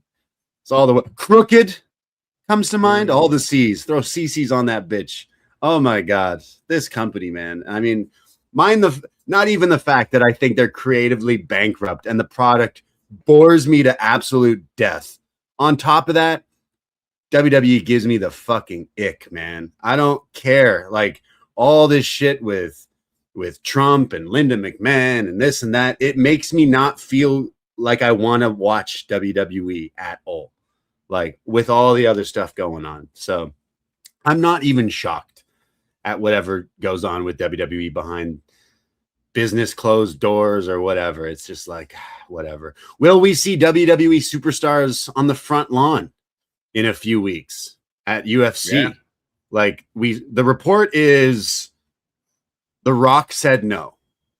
They asked him, you want to sit front row and watch the fights? And he said, no. The Rock says no. I think that's a smart move to be honest. Yeah, I mean, I think The Rock is aware of image and stuff and doesn't want to alienate himself from his fan base by being there. I'm not surprised. And WWE still, to an extent, on TV, they're definitely not as MAGA as UFC. Yeah. They still, and we've seen that in documentaries and stuff. It was the Hogan doc, wasn't it, where he was saying that he, during his wrestling career, like, WWE doesn't want to be affiliated with, or publicly affiliated with, the party, and like, he knew for his image, like, he needed to keep his political beliefs to himself, and it was towards the end of his life where he was like, fuck that, and showed who he is. Yeah.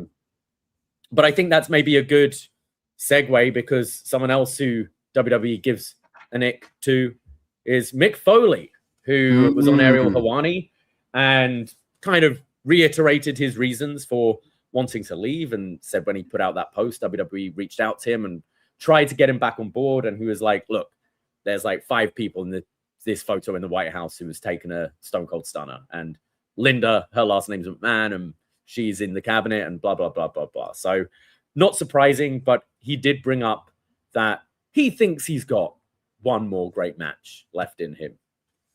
I totally get it. And Mick, like, he also said that he has no ill will to WWE. He gets the ick. He's like, I just want to disassociate with them. I'll come back to WWE. I'm sure he's got some sort of Legends deal down the line again and whatnot. He's in the Hall of Fame. Like, he's going down as a legend. Administration's over, you know? Yeah, exactly. You know, by 2032, right? Well, yes. Yeah, something like that. Right? That's when the administration's going to end, depending on who you ask. I totally get it. And I think also him saying this stuff, I'm sure it goes the other way, where other people who are like, oh, I don't like my politics in wrestling. Mick, why are you saying that? Sure, you could understand that. He's just basically saying, hey, I'm not wishing any ill will. I just don't feel comfortable waving that WWE flag right now, and I don't want to. So maybe in a few years, I will again, and don't have to feel that like how I just said how I feel sometimes. Why am I watching WWE when I see that they're gross, right? So that's how he feels, and he's made that pretty vocal. But at the other time, he's probably also at an age where he hasn't wrestled, obviously, in many, many years. But maybe, like a lot of the fans, he watched Sting's retirement tour and match and thought, well, fuck, if Sting could do that, maybe there's a chance that I could do that. So we saw him at Double or Nothing. Well, we didn't see the pre-show thing because Tony Khan didn't let us into the there was thousands of people stuck outside the stadium during the pre-show. So unfortunately, not only did I miss the Rizzler and the Costco guys reunite, but I also missed Mick Foley's debut because we were outside in the rain waiting to get in. But he did cut the promo, and they had the stuff with MJF. We've seen in the past stuff with him and Moxley. There's stuff there, but we were where we were sitting at Double or Nothing.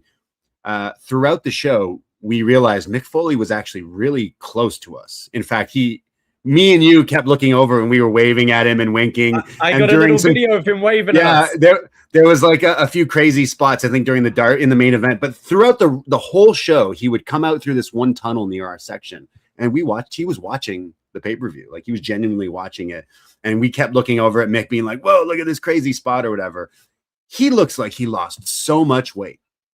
Like, he was training a couple of years ago, wasn't he? Yeah, he must have been training for a match, right? And the doctors are like, maybe you shouldn't, dude. And like, maybe you shouldn't, dude. But hey, maybe one more match. You could do a tag match. Tag with Darby. I was going to say MJF or something. I don't know. Yeah, I think I do it at All In.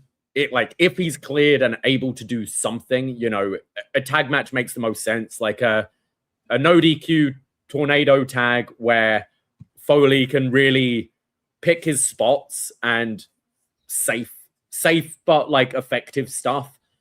And yeah, I think a tag match makes a whole lot of sense. I think we're going to talk a bit about it, but we're leaning to think that it's going to be Ospreay Omega at All In the main event. So that frees up MJF. Now, either an MJF Mick Foley singles match, or you continue the story that MJF and Darby have been having, and maybe you do a fresh heel Moxley teaming with MJF against Darby and Mick Foley, because there was the talk of that match that was going to happen way back when, like FCW days. So that's something you could do if you have the heel turn on Ospreay leading up to Redemption, maybe. Like Ospreay putting his all-in match on the line against Jon Moxley, finally beating Moxley, and then you can transition Moxley into this feud with Foley, Darby, MJF. I think that's something you could do. I totally think the same thing of like, as long as it's like some sort of tag match and he's protected. I see the other side of the coin here, because what we are talking about is mental. Like, this guy should not be wrestling. Like, he should not be wrestling. But this guy's gimmick was, what did people say? Glorified stuntman, this and that. Like, he is known for being thrown off things, being stabbed with things, being lit on fire.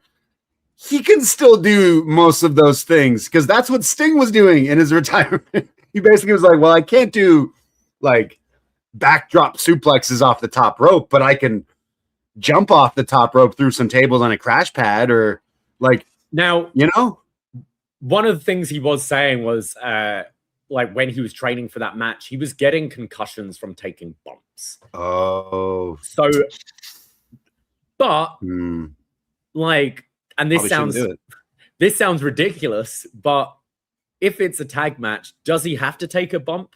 Can he just take some skewers to the forehead?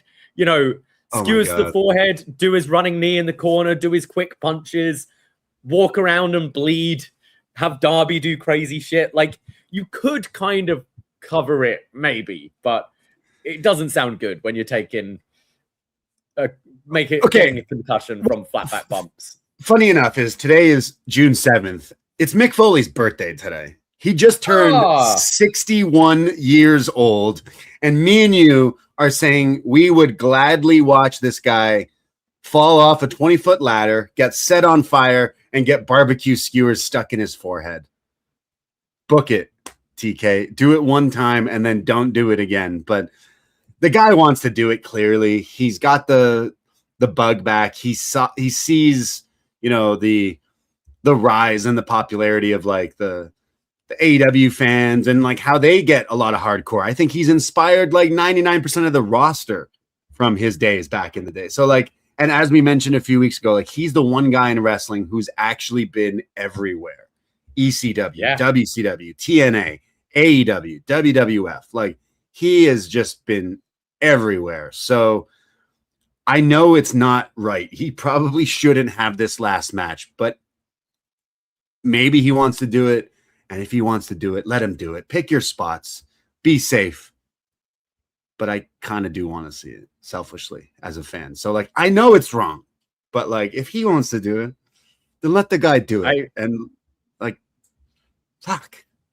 Like, I've never seen him wrestle before live. I saw that WrestleMania 32 when he came out in Dallas, but I've never seen him like wrestle, have a match. So that would be you cool. Could easily do MJF versus Foley, and then like I know like Moxley and MJF sounds weird, right? Because like what is the all-in story with you've got time to get there. Like right now it feels that doesn't feel like doable, but I think you've got time to get and we've had weirder team ups, you know, we had Death Riders with the Bucks and things like that. We've had strange team ups before, so I think they could make it work. I see. Or if not Mox, who do you see? I would put him in there with MJF, Darby, Mox. Like those are the three guys that clearly would want to work with Foley, right? Like again, if you go back the stuff with Dean Ambrose and Jon Moxley, like they were almost promoting like a WrestleMania match, like even before Dean Ambrose was like a thing. Like think back to those days. I would like to see it. I see the Known Wolf in the chat says Foley even did UWH with Herb Abrams. That's insane. I don't remember that. But yeah, Cactus Jack been around the world. one or Shout few out many Matt times. Ross in the Yes, chat there. appreciate you. Thank you. I think it's crazy that a 61-year-old wants to do one more match, but he's best friends with Terry Funk, and that guy was a funking legend, and he never retired until he physically could not wrestle anymore. So, damn He's it. clearly been thinking about it for Do a it, long Mick. time, hasn't he? Do it. Why not? Put the flannel on one last time. Just make sure it's flame absorbent and take a lot of Tylenol, Advil. I don't know, man. It feels selfish as a fan to be like, yeah, I would like to watch this guy kill himself one more time for our entertainment, but it's how I feel. Are we wrong? Are we sickos that we want to think of someone in your life who's 61 years age and you want to watch them jump off ladders and catch on fire? Yeah, I probably do actually. It'd be sick if my uncle could just do 450s off the ladder, but I don't know. I don't think we're seeing Mick do that, but yeah. yeah. Book it, Mick. What else from Dynamite we have this week? Yeah, let's switch over to some AE dubs. We have the Owen Hart tournament. We are in Forbidden Door season, I guess you could say, or Great American Bash season, Slammiversary season. It's going to be one big Sunday in a couple weeks with the trifecta of wrestling on all at once. But yeah, we went to AEW Dynamite. Well, we didn't, but I mean, I watched it this week. MJF versus Roosh for the AEW Championship. I loved that MJF came out with the Matador outfit, considering how many times Roosh says his catchphrase, if you mess with the bull, you get the horns. So MJF took that literally and came out with this outfit. I thought that was a very nice touch. Again, broken record, MJF on one hell of a run. I love him in this character. I thought this match was great. These two were going out there and killing each other. Roosh is fantastic and such a like vicious or like tough, aggressive type of wrestler. And I think it works well because most people who fight him have to step up to his level of violence. They've done a pretty good job heating him up for this match in a short space of time. Yeah. Roosh has been very stop-start in AEW. I feel we've seen more vignettes of Roosh returning than Roosh wrestling. But I think over the last few weeks with the squash matches he's done, and you said like it is the aggression, it's the viciousness he wrestles with that really works. And the catchphrase has kind of got over. Like he says it a lot. Like he was like in back-to-back segments with Renee here, like saying it. Like it is a lot, but it's kind of worked, and he's more popular now than he was a month ago, you know, and MJF's just fantastic in ring as well. And I thought this match, I liked the like MJF's new submission. He kind of finished with the crossface there, the bell lock. Likes that addition. Like, is his knee hurt? What happened here with like he looked like he got hurt at one of the, was it when he got thrown into like a table or guardrail or something? That could have been it. And then I know he does like the tombstone. I know MJF sells the knee pretty much in every match, but he was booked for something after. I don't know if there's necessarily any smoke to that story, but yeah, he's been pulled from a date and then monitoring it. So hopefully, hopefully this isn't too bad because he is the champ right now and he's on a hell of a run. He later on the show was in an ice bath, a cold plunge, and he cut a promo, which I thought was amazing. MJF like dialed in is awesome, but whenever they cut the like the angry but happy I won promos from MJF, where it's like after the match, he crushes those, and I thought he did a fantastic job in the tub, which doing a few times cold plunges, I understand why athletes and stuff use them, because if his knee is banged up, you know, hot tub, cold plunge, and repeat. But I thought this match was a great opening. I guess I don't know why they did it as the opener, but AEW had some great wrestling on Wednesday night, because we went from that. We had the Jet Kevin Knight taking on his former friend Speedball. I guess the Jet is the newest member of the Don Callis family. Oh, brother. Oh, yeah, boy. I think that was a bit ridiculous. Like, I know it's kind of funny that like Callis is just building this army of people, and yeah, literally, you know, we will get Don Callis Wolfpack at some point, I'm sure. Like it seems Andrade's maybe the next to leave the group, and I see Andrade versus MJF if MJF's healthy at that Grand Slam Mexico show. Oh, okay. I would say Forbidden Door. You could do Forbidden Door. Yeah, you could do Forbidden Door.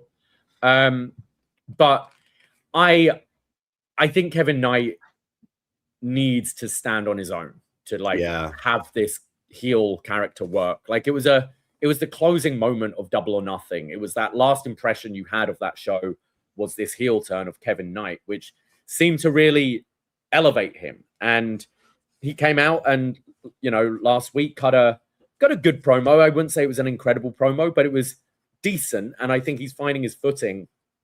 And I think now being in this group, it's going to lessen him a bit because he's at best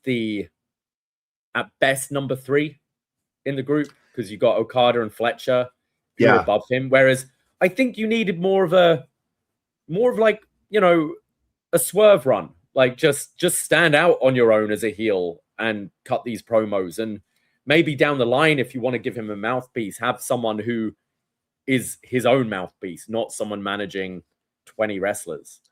Yeah, I do think that's a misstep. Like, I wonder if there's a reason for this. Like, what is the purpose? Do they have something down the line that's easily, or is it just if you're a bad guy in AEW, you're in like one of 3 stables, and this is the one that has all the bad guys in it, so you might as well just be in it. I do think it's a bit of a misstep because I'm like, this guy just left the tag team. Wouldn't he want to just be his own man? And that's the story. Yeah. And I think instantly diminishes the story that they were trying to say. Now, I'm willing to obviously let it play out and see where it goes. I liked the Don Callis family. Everyone in it, the stories are pretty fun. It's just, I do think on his own would have made a bit more sense. I liked how he called him Don Perignon, and he's already feeling at home with it. But you're right. There's too many cooks in this group already, and it just feels a little ridiculous. I think that's the bit. The gimmick is, let's see how many fucking people we can get into this. But like, who was the person that pitched this, and what was the initial reaction from Kevin Knight when, like, can we be a fly on the wall in that situation? Was it Tony or someone being like, okay, so then we're going to put you in the Don Callis family? And it's like, no, seriously. No, really. What are you going to do with me? No. We're going to put you in the Don. Oh. Like, I wonder if Tony Khan was underwhelmed by his promo last week and thought, oh, maybe this isn't working. Like, Don Callis gets you heat. So I don't know. It was a little, I found that disappointing. I thought the match was, it felt like they were holding back from, this is like the match before the match, I imagine. And they'll go to this again down the line. It was good, but I was expecting a bit more. This definitely was an awesome match, but I think they were holding back for like maybe we rematch this at Forbidden Door, or obviously Redemption in Montreal. I would imagine the grudge match between these two actually takes place. Now that's so far down the line, but Speedball being from Montreal, the feud with this guy, I think Kevin Knight and Speedball could have an absolute classic in Montreal if they were given the opportunity to. You could do Kevin Knight wins at Forbidden Door via Don Callis family stuff. Yeah. Have him defend the title up until Redemption, and then have ladder that match crowning Speedball. You know, have that with Speedball winning the title, and it would be a pretty big moment. You can do all the run-ins and stuff that he eventually overcomes and wins the TNT title. I think that's a long enough reign that it would have been good for Kevin Knight, but can then have a nice moment dropping it to Bailey. We'll have Speedball in Montreal going up against heel Kevin Knight, who's got all the Don Callis members running out to try to stop Speedball from winning in Montreal. And then Speedball will have La Resistance and PCO to help him. Oh, okay. The Quebecers will come out. I thought this was good. I did head scratch at why would you put the Jet with Don Callis? I think it would mean so much if he's just out there on his own and Speedball is now the monkey can't get off his back, where he's like, yo, leave me alone. And he's like, no, why are you doing this, Kevin? Like, Why are you being a prick? And Kevin's like, yo, fuck off. I'm trying to like be an asshole. And Speedball can be like, I'm not going to let you. I'm going to chase you and go after that title because you chase you. Like, yeah, chase you. You mean chance you? Yeah, the professor. We'll talk about that. We'll talk about that later. Who knows? Maybe we could have Chance University on AEW Collision and ROH. To rival the Don Callis family? No. You have Chance University and the Frat House on AEW Collision. Frat House? I mean, you've got Duke Hudson's available. Right. Your boy Ridge Holland's available. I don't know what Bodie Hayward's doing, but get him back. Yeah, you could. Yeah, exactly. I think Bodie Haywood's in the Frat House. No? Or am I wrong? There's a bunch of those guys. I think that's Griff Garrison, but yeah. Right. Who the fuck is Griff Garrison? Who the fuck is Griff Garrison? I want to see Speedball and Kevin Knight in Montreal. Like that would be a perfect match to have on that show for that crowd. And think like Speedball, he had such an up and down with his visa issues and not leaving Canada, and then he finally did and exploded, and now he's on TV. And I feel like he's a wrestler that when you see he's advertised for Dynamite, you know you're getting a cracker. You know you're I didn't mean it like that, but you know you're getting a cracking match. Like you're getting a banger, right? Like you are getting some fun and a really good wrestling match. And I feel like all the times of grinding, not only on the indie scene, but the indie scene in Canada, the indie scene in Ontario, the indie scene in Quebec, Speedball finally getting a chance to wrestle at the Bell Center is crazy and would be a huge moment for him. So I cannot wait. And I bet the crowd will be eating that up. So like a cracker, eating it up. Love that stuff. I hope it leads to a bigger feud between I'm willing to see what happens with the DC family and Kevin Knight, but we have the dogs. Oh, we have Mercedes Moné. That's the biggest story, I think, coming off this episode. The CEO has returned and defeats Alex Windsor in the Owen Hart tournament to go on. I think this is the winner right here of the Owen Hart tournament. And I liked it's in her the match, only move, really, isn't it? Yeah. She says, I'm back. I went to therapy. I'm good. Is something you could hear her saying in the match against Windsor. Nice. But yeah, she's back. Wins the whole thing. The division really needed her, especially now Willow's out injured. Tony Storm's not around. Tekla's been just carrying this division on her own. Her promos have been fantastic. I liked her calling out anyone in Stardom. But and then spitting on the camera and stuff. They desperately needed Mercedes back. Now, I don't know if this was the original plan. Like, was she gonna replace someone in the tournament? You know, someone gets taken out and she replaces Sky Blue or whoever, or whether this is a rushing her back maybe because of Willow's injury. I'm not sure, but this is the right move, and Wembley needs it because Tekla, like, she doesn't have other opponents, and they're kind of lucky you've got Forbidden Door coming up because you can do an interpromotional match there. What they do for Redemption with Tekla, I don't know, but I see this being the Wembley match for sure. Yeah, Tekla versus Mercedes at All In Wembley, I think, is the right move. I'm not sure if they were actually going to like they did that thing with Ronda Rousey and Toni Storm, and then Toni Storm has just been MIA ever since injury. I'm not sure what it is, but something. She's gone. And Ronda is like made it clear she's not doing any wrestling. She's not doing any fighting. She's just going to go bang her husband and make kids. I don't think we see her. And I think if we did, you would do Mercedes versus Ronda, and that's not the move. So next best thing is Mercedes wins the Owen, goes on to face Tekla in a babyface run here, and wins back the title in London. So yeah, the place that she sort of debuted. That's where she showed up at the first one, right? Where she was in the crowd. So yeah, give her this moment and win. And this is the title she's not won yet, right? That's right. She's not won the AEW Women's World title. So this would be her finally getting that moment.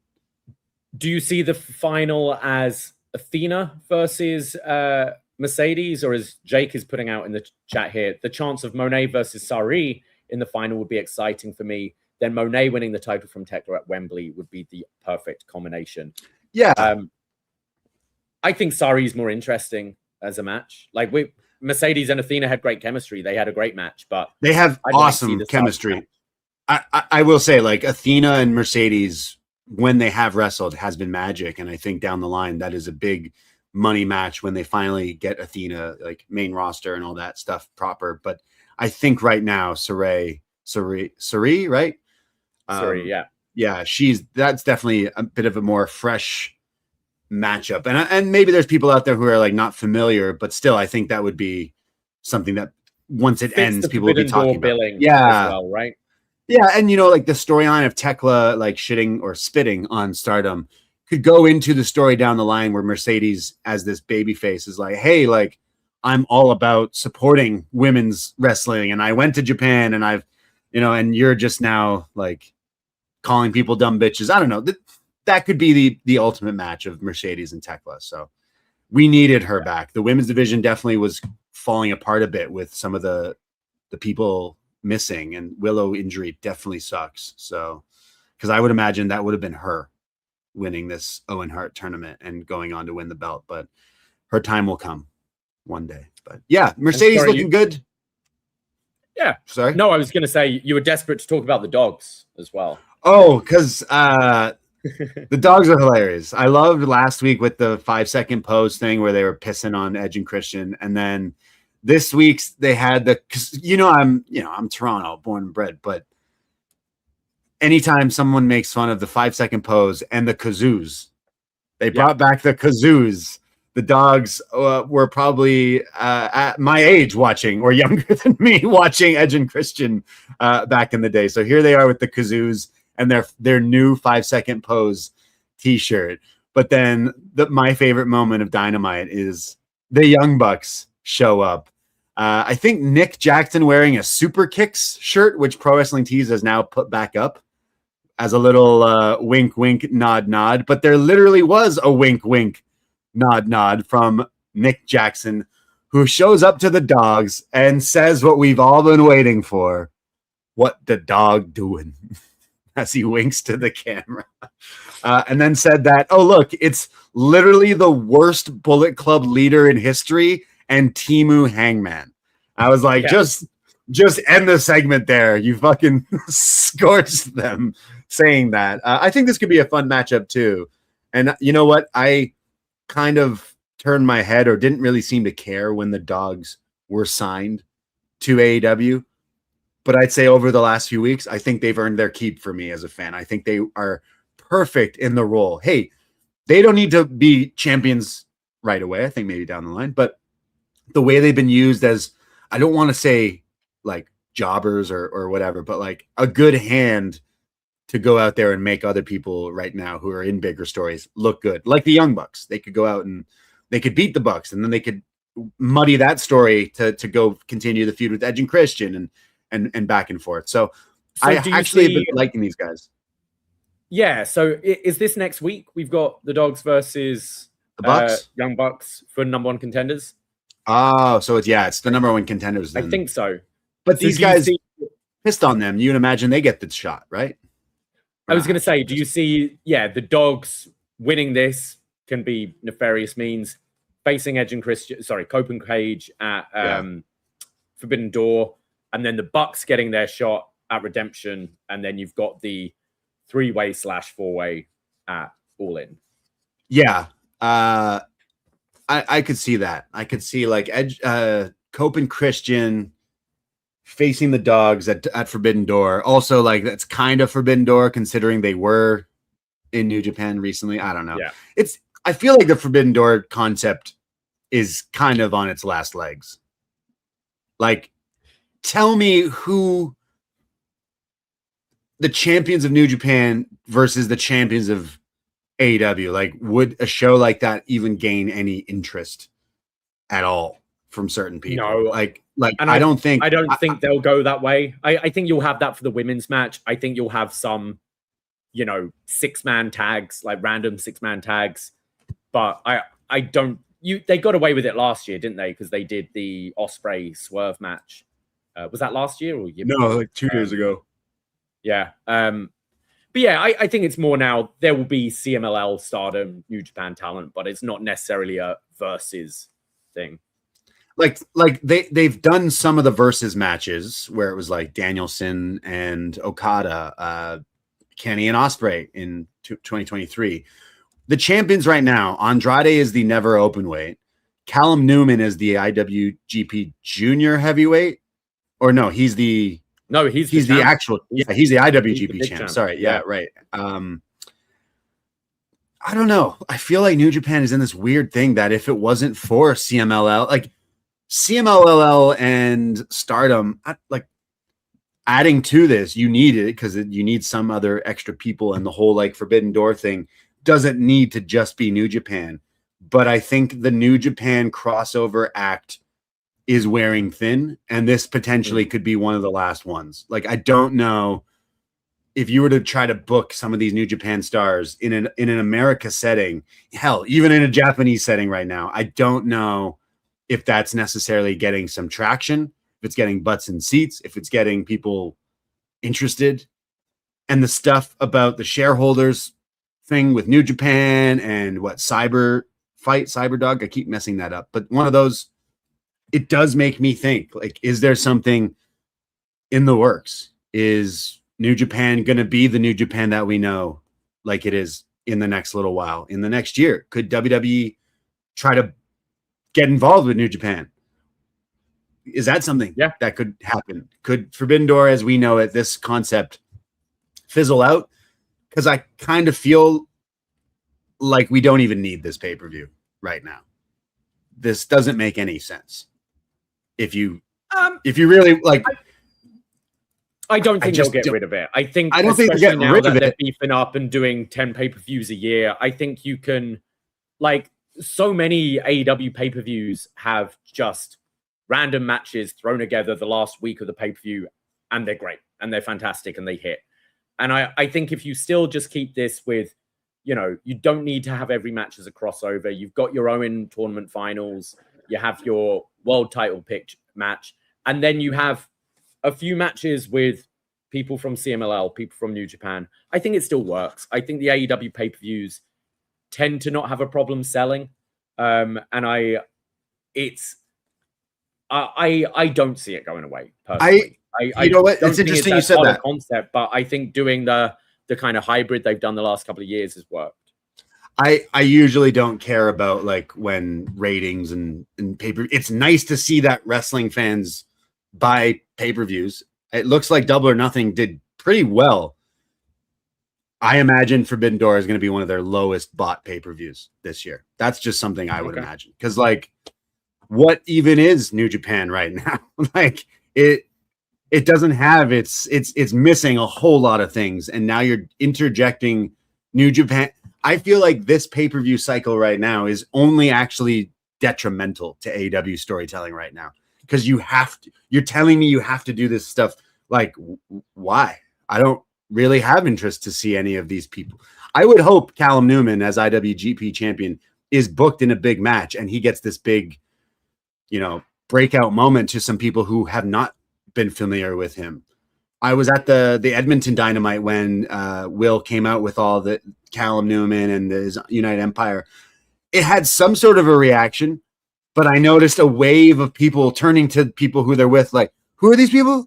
Who's this? It's like, well, he's the champion on that show. And people are like, oh, New Japan, but who are these people? And it's like, okay, I just feel like as much as I think, like, you don't need to be spoon-fed everything. That's totally okay. I just think, like, what I'm getting at is I think AEW has actually been on a bit of a tear. Like, they've been crushing, especially the last few pay-per-views. In 2026, 2025 even, they've been doing some really good stuff. And just as a fan here, my honest opinion is I think this pay-per-view cycle is putting a little, like, dent in this right now of, like, we have so much good stories, but we have to go into this right now. And I'm kind of like, well, why? Can we just stick with this?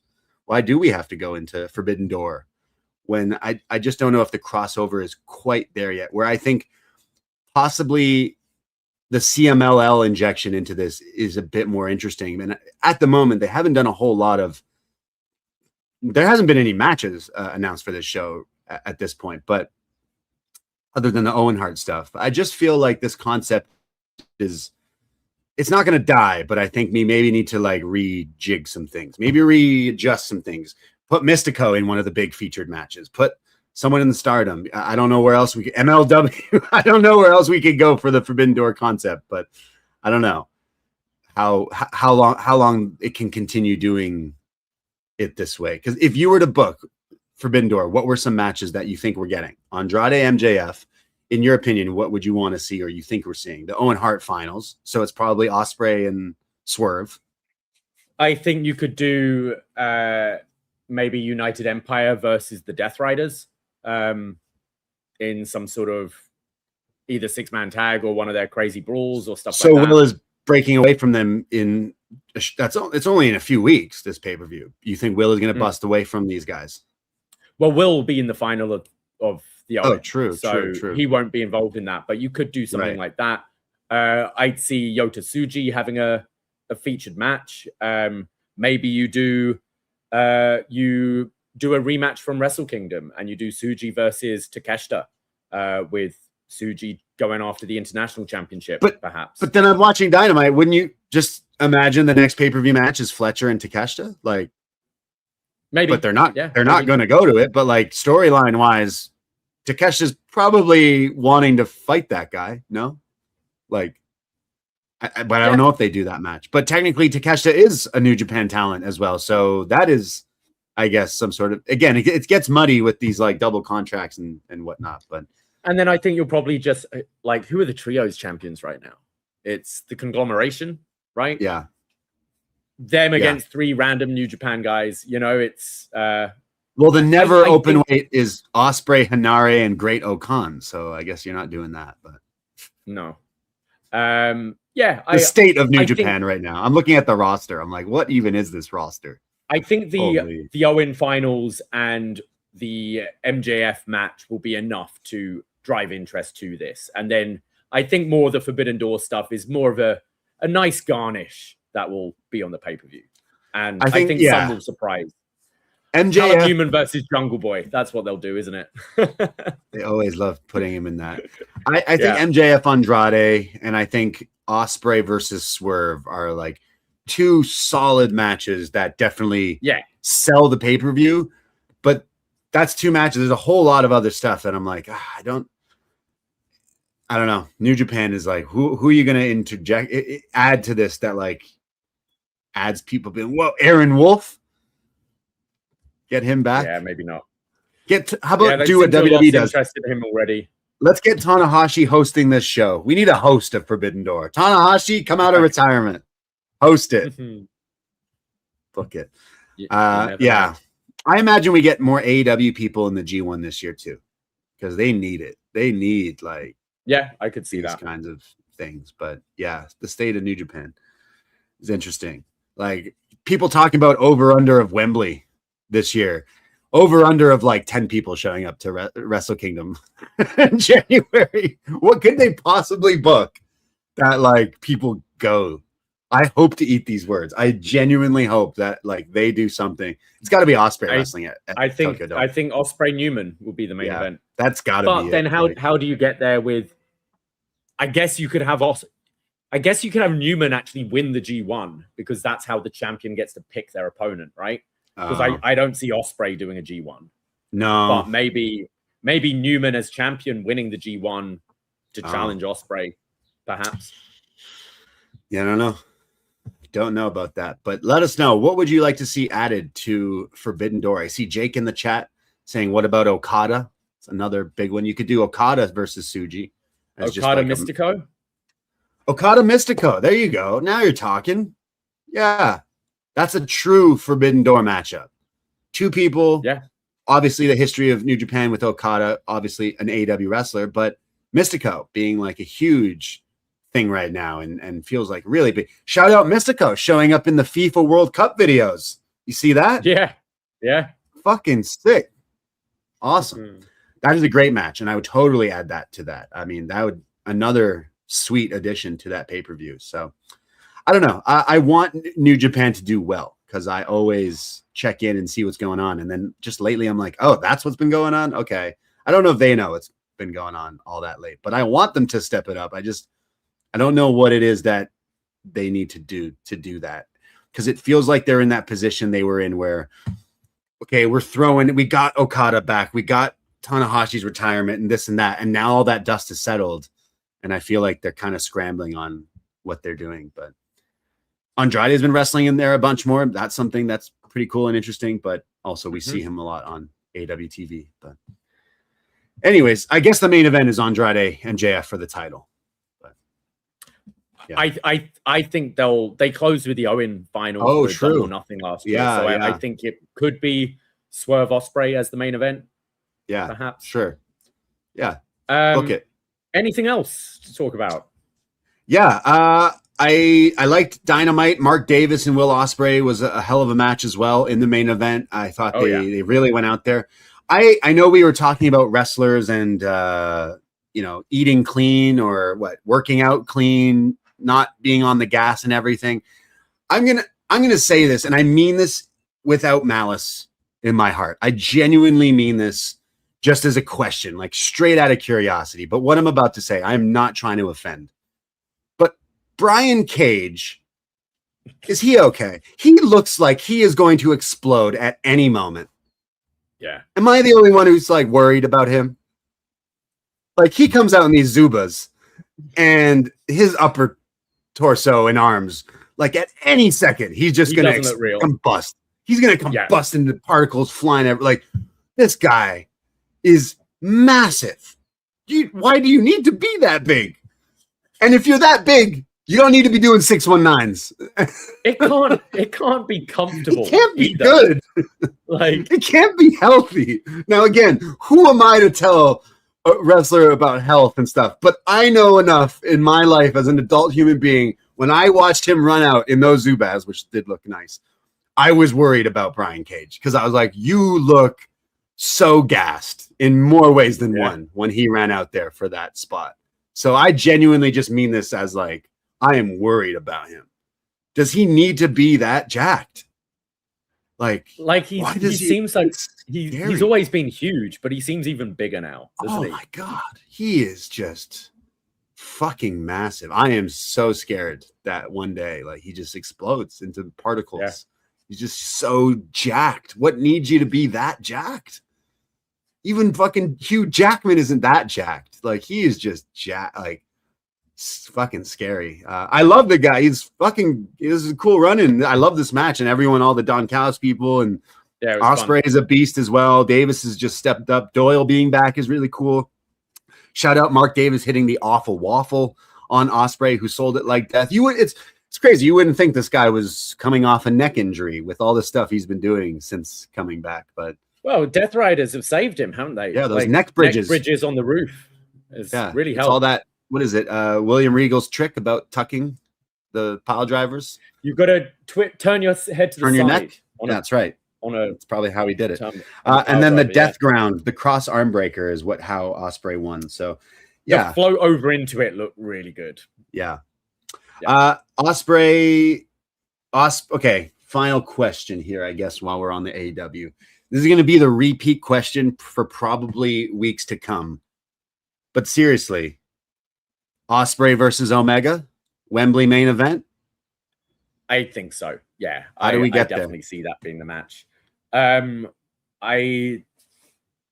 mean, we don't know the status of this MJF injury, but like if it's serious and he's got to vacate it, that is a way to get it on Omega.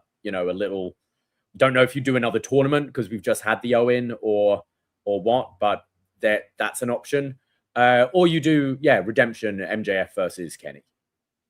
Yeah, I would imagine MJF Kenny, if that is I think we just have it in our heads, but they've done the 2 segments now where they're in the locker room kind of, Kobe and LeBron side by side. It's like, okay, hold on. Are they teasing something between these two? And as we've said, they had Magic in Japan, the rematch in Canada. It only makes sense to let them do it on Will's home turf. And it would make for, if you were to announce this after Forbidden Door, I genuinely think this would spike ticket sales for Wembley. if you were to just straight up months out announce this match, it would probably entice people to go buy a ticket. So maybe you do Andrade and MJF at the Mexico show. Does that come before Forbidden Door Grand Slam or after? I think it's after. Okay. Grand Slam is before. Grand Slam is before All In, though, right? So, So Grand Slam is August 5th. Before, yeah. Okay, so maybe it's not last stop, but it's it's after. It's the week after. So it goes. Revolution, which is on my birthday. Sorry, Redemption, which is on my birthday, July 26th. The Wednesday following, they're in Detroit for a Dynamite, which I imagine Machine Guns pop up at. And then the week after that is Grand Slam Mexico, and that's probably the last like special before All In. Yeah, so I guess you could have Kenny win at Redemption. I see Kenny winning at Redemption then. I do see the MJF Andrade match at Forbidden Door. Kenny wins at Redemption, has a title defense against someone.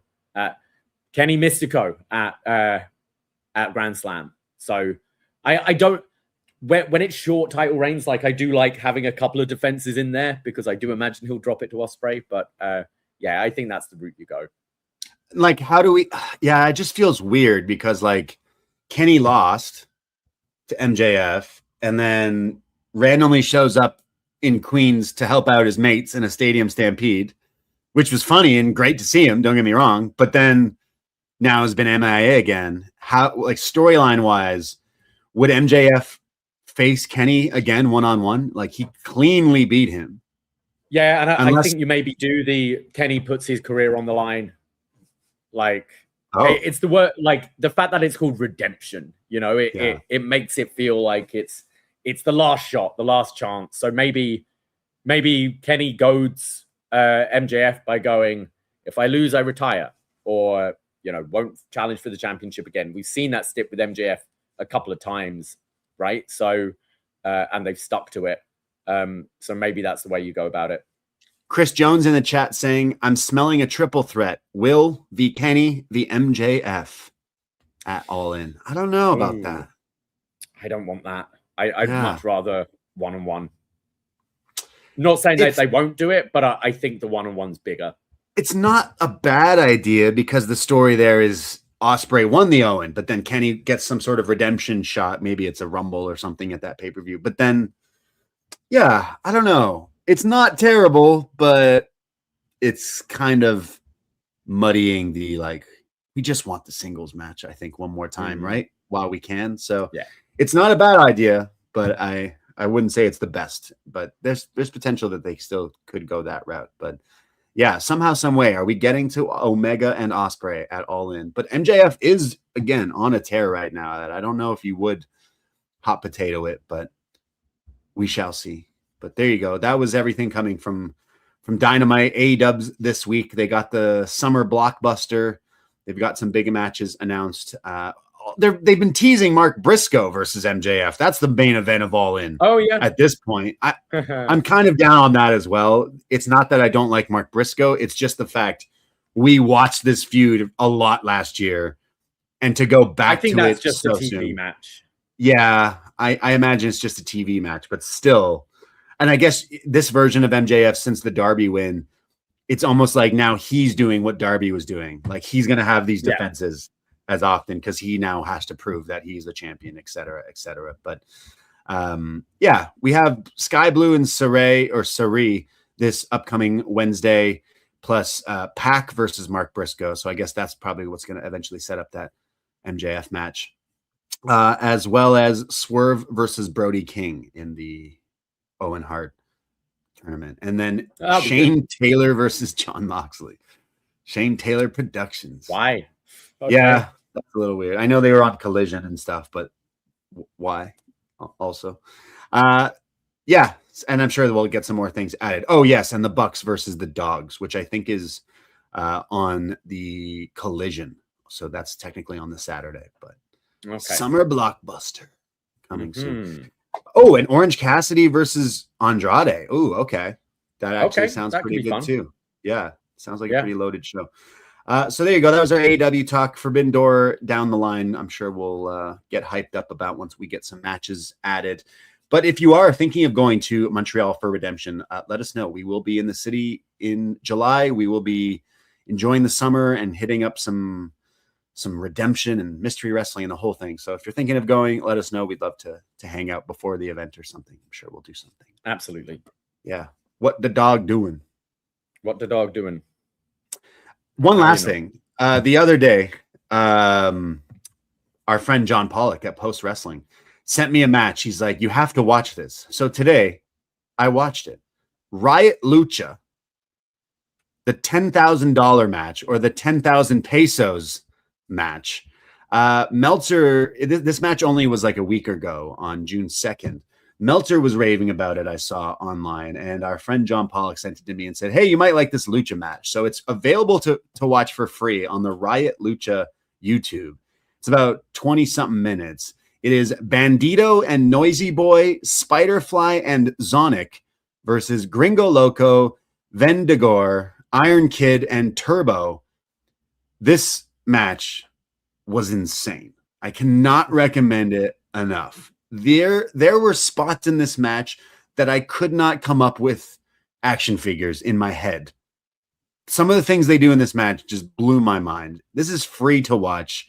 It got a 5+ rating from Meltzer. Not that means anything. I'm just saying this was an absolute mindfuck of a match, and it was a great, as what Riot Lucha wrote in their description, our love letter to Lucha. It was bonkers, and you got to check. We've watched some of these luchadors actually at our friends Demand Lucha in Toronto. So it's just kind of cool to see that some of these guys getting some love. Obviously, Gringo Loco, one of the base gods in the world of lucha. But these guys went out there. Bandito, Gringo, all these guys went out and did some crazy stuff. So Riot Lucha, go watch the 10,000 pesos match. And if you are in Toronto, Demand Lucha has Gringo Loco versus Arez, a.k.a. El Clone, this Thursday, June 11th, in a ladder match at Parkdale Hall. Really excited. So Demand Lucha. Can I get off work in time for that? Yes. Ladder match, Gringo and Arez, they're going to go balls to the wall crazy with this one. So cannot say good things enough about Demand Lucha here in Toronto. Jordan, Hutch, all the people there put on a fantastic shows. And this upcoming Thursday, Gringo and Arez going to be no different. Going to be fantastic. So catch us there. Support your local lucha. Support your local indie wrestling, as I always say. But yeah, go check out this 10,000 pesos Riot Lucha match. It was crazy. I can't even describe some of the moves that they tried to pull off in that match. But other than that, check out Demand Lucha and check out some of our shows. We do tons of other shows. We will be back this upcoming Tuesday after NXT on Post Wrestling for a new episode of Up Next. But we have a Patreon, patreon.com/Poisonrana. Check out our best match ever Hulk Hogan, best match ever Tanahashi. We recently went to New York to watch a play and wrestling. We saw Dog Day Afternoon with John Bernthal playing the role of Al Pacino. What the Dog Day Afternoon doing? We love this play so much that it inspired us to go watch the 1975 movie starring Al Pacino.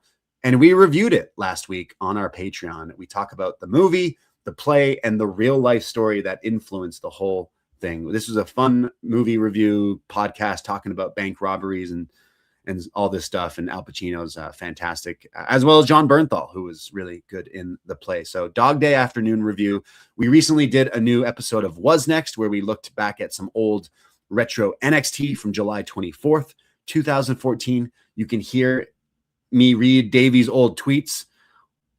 I'll leave it up to you and to hear if he mentioned his mother's cooking again. You got to find out by listening to Was Next. The feud of the year on Was Next is Davie and your mom's vegetables. Just, you don't need to boil them so long. I would stop talking. She could be listening to this. She's not. Check out our Patreon. It's $5. You get all those shows, plus the Champ is Here, plus all these other series of shows that we do. It's $5. We are two independent podcasters. If you like what you hear, it goes a long way. Buy us a beer, buy yourself some podcasts. But if you're like, times are hard, I totally understand. You can help us by also doing a few free things. That includes clicking download on this episode right now. Even if you're watching on the YouTube, tomorrow, go click the Spotify or Apple, click that download. It goes a long way. Leave a nice comment, a little heart. Check out our Reels, our TikTok. Check out all the other things that can help us improve what we are doing. We're putting some more mustard and elbow grease into our YouTube and our TikToks and our Instagram. So all the likes and the follows and the comments go a long way. And I got to shout out Seren for helping us out with some of the Reels that we've been doing on our Insta and TikTok and everything. And I think it's his birthday coming up. So happy birthday. It's his birthday today, I believe. It is. Oh, shit. Yeah. Same day as Mick Foley then? Yeah. Seren's been doing a great job. The recent El Grande Americano video we put up is blowing up on TikTok. So check that out if you haven't already, or check it out on our YouTube. We're trying to post things daily at the moment.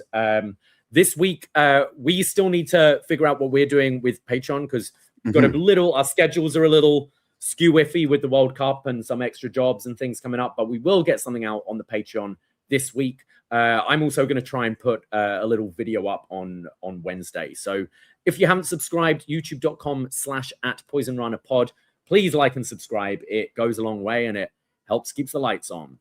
Absolutely. And Instagram, TikTok, if you use those things, Facebook, Poisonrana Pod, give us a follow, and little comments and hearts. They do go a long way and helps us out a whole lot. So if you're listening and you're new, thank you. If you've been listening for a long time, thank you very much. We'll be back, I'm sure, but we can't do it without all the frogs and the friends out there. Hope you have a good rest of your weekend, week, whatever it may be. Appreciate, peace and love. That is it. That is all. Take care. Goodbye and be safe. Ahoy!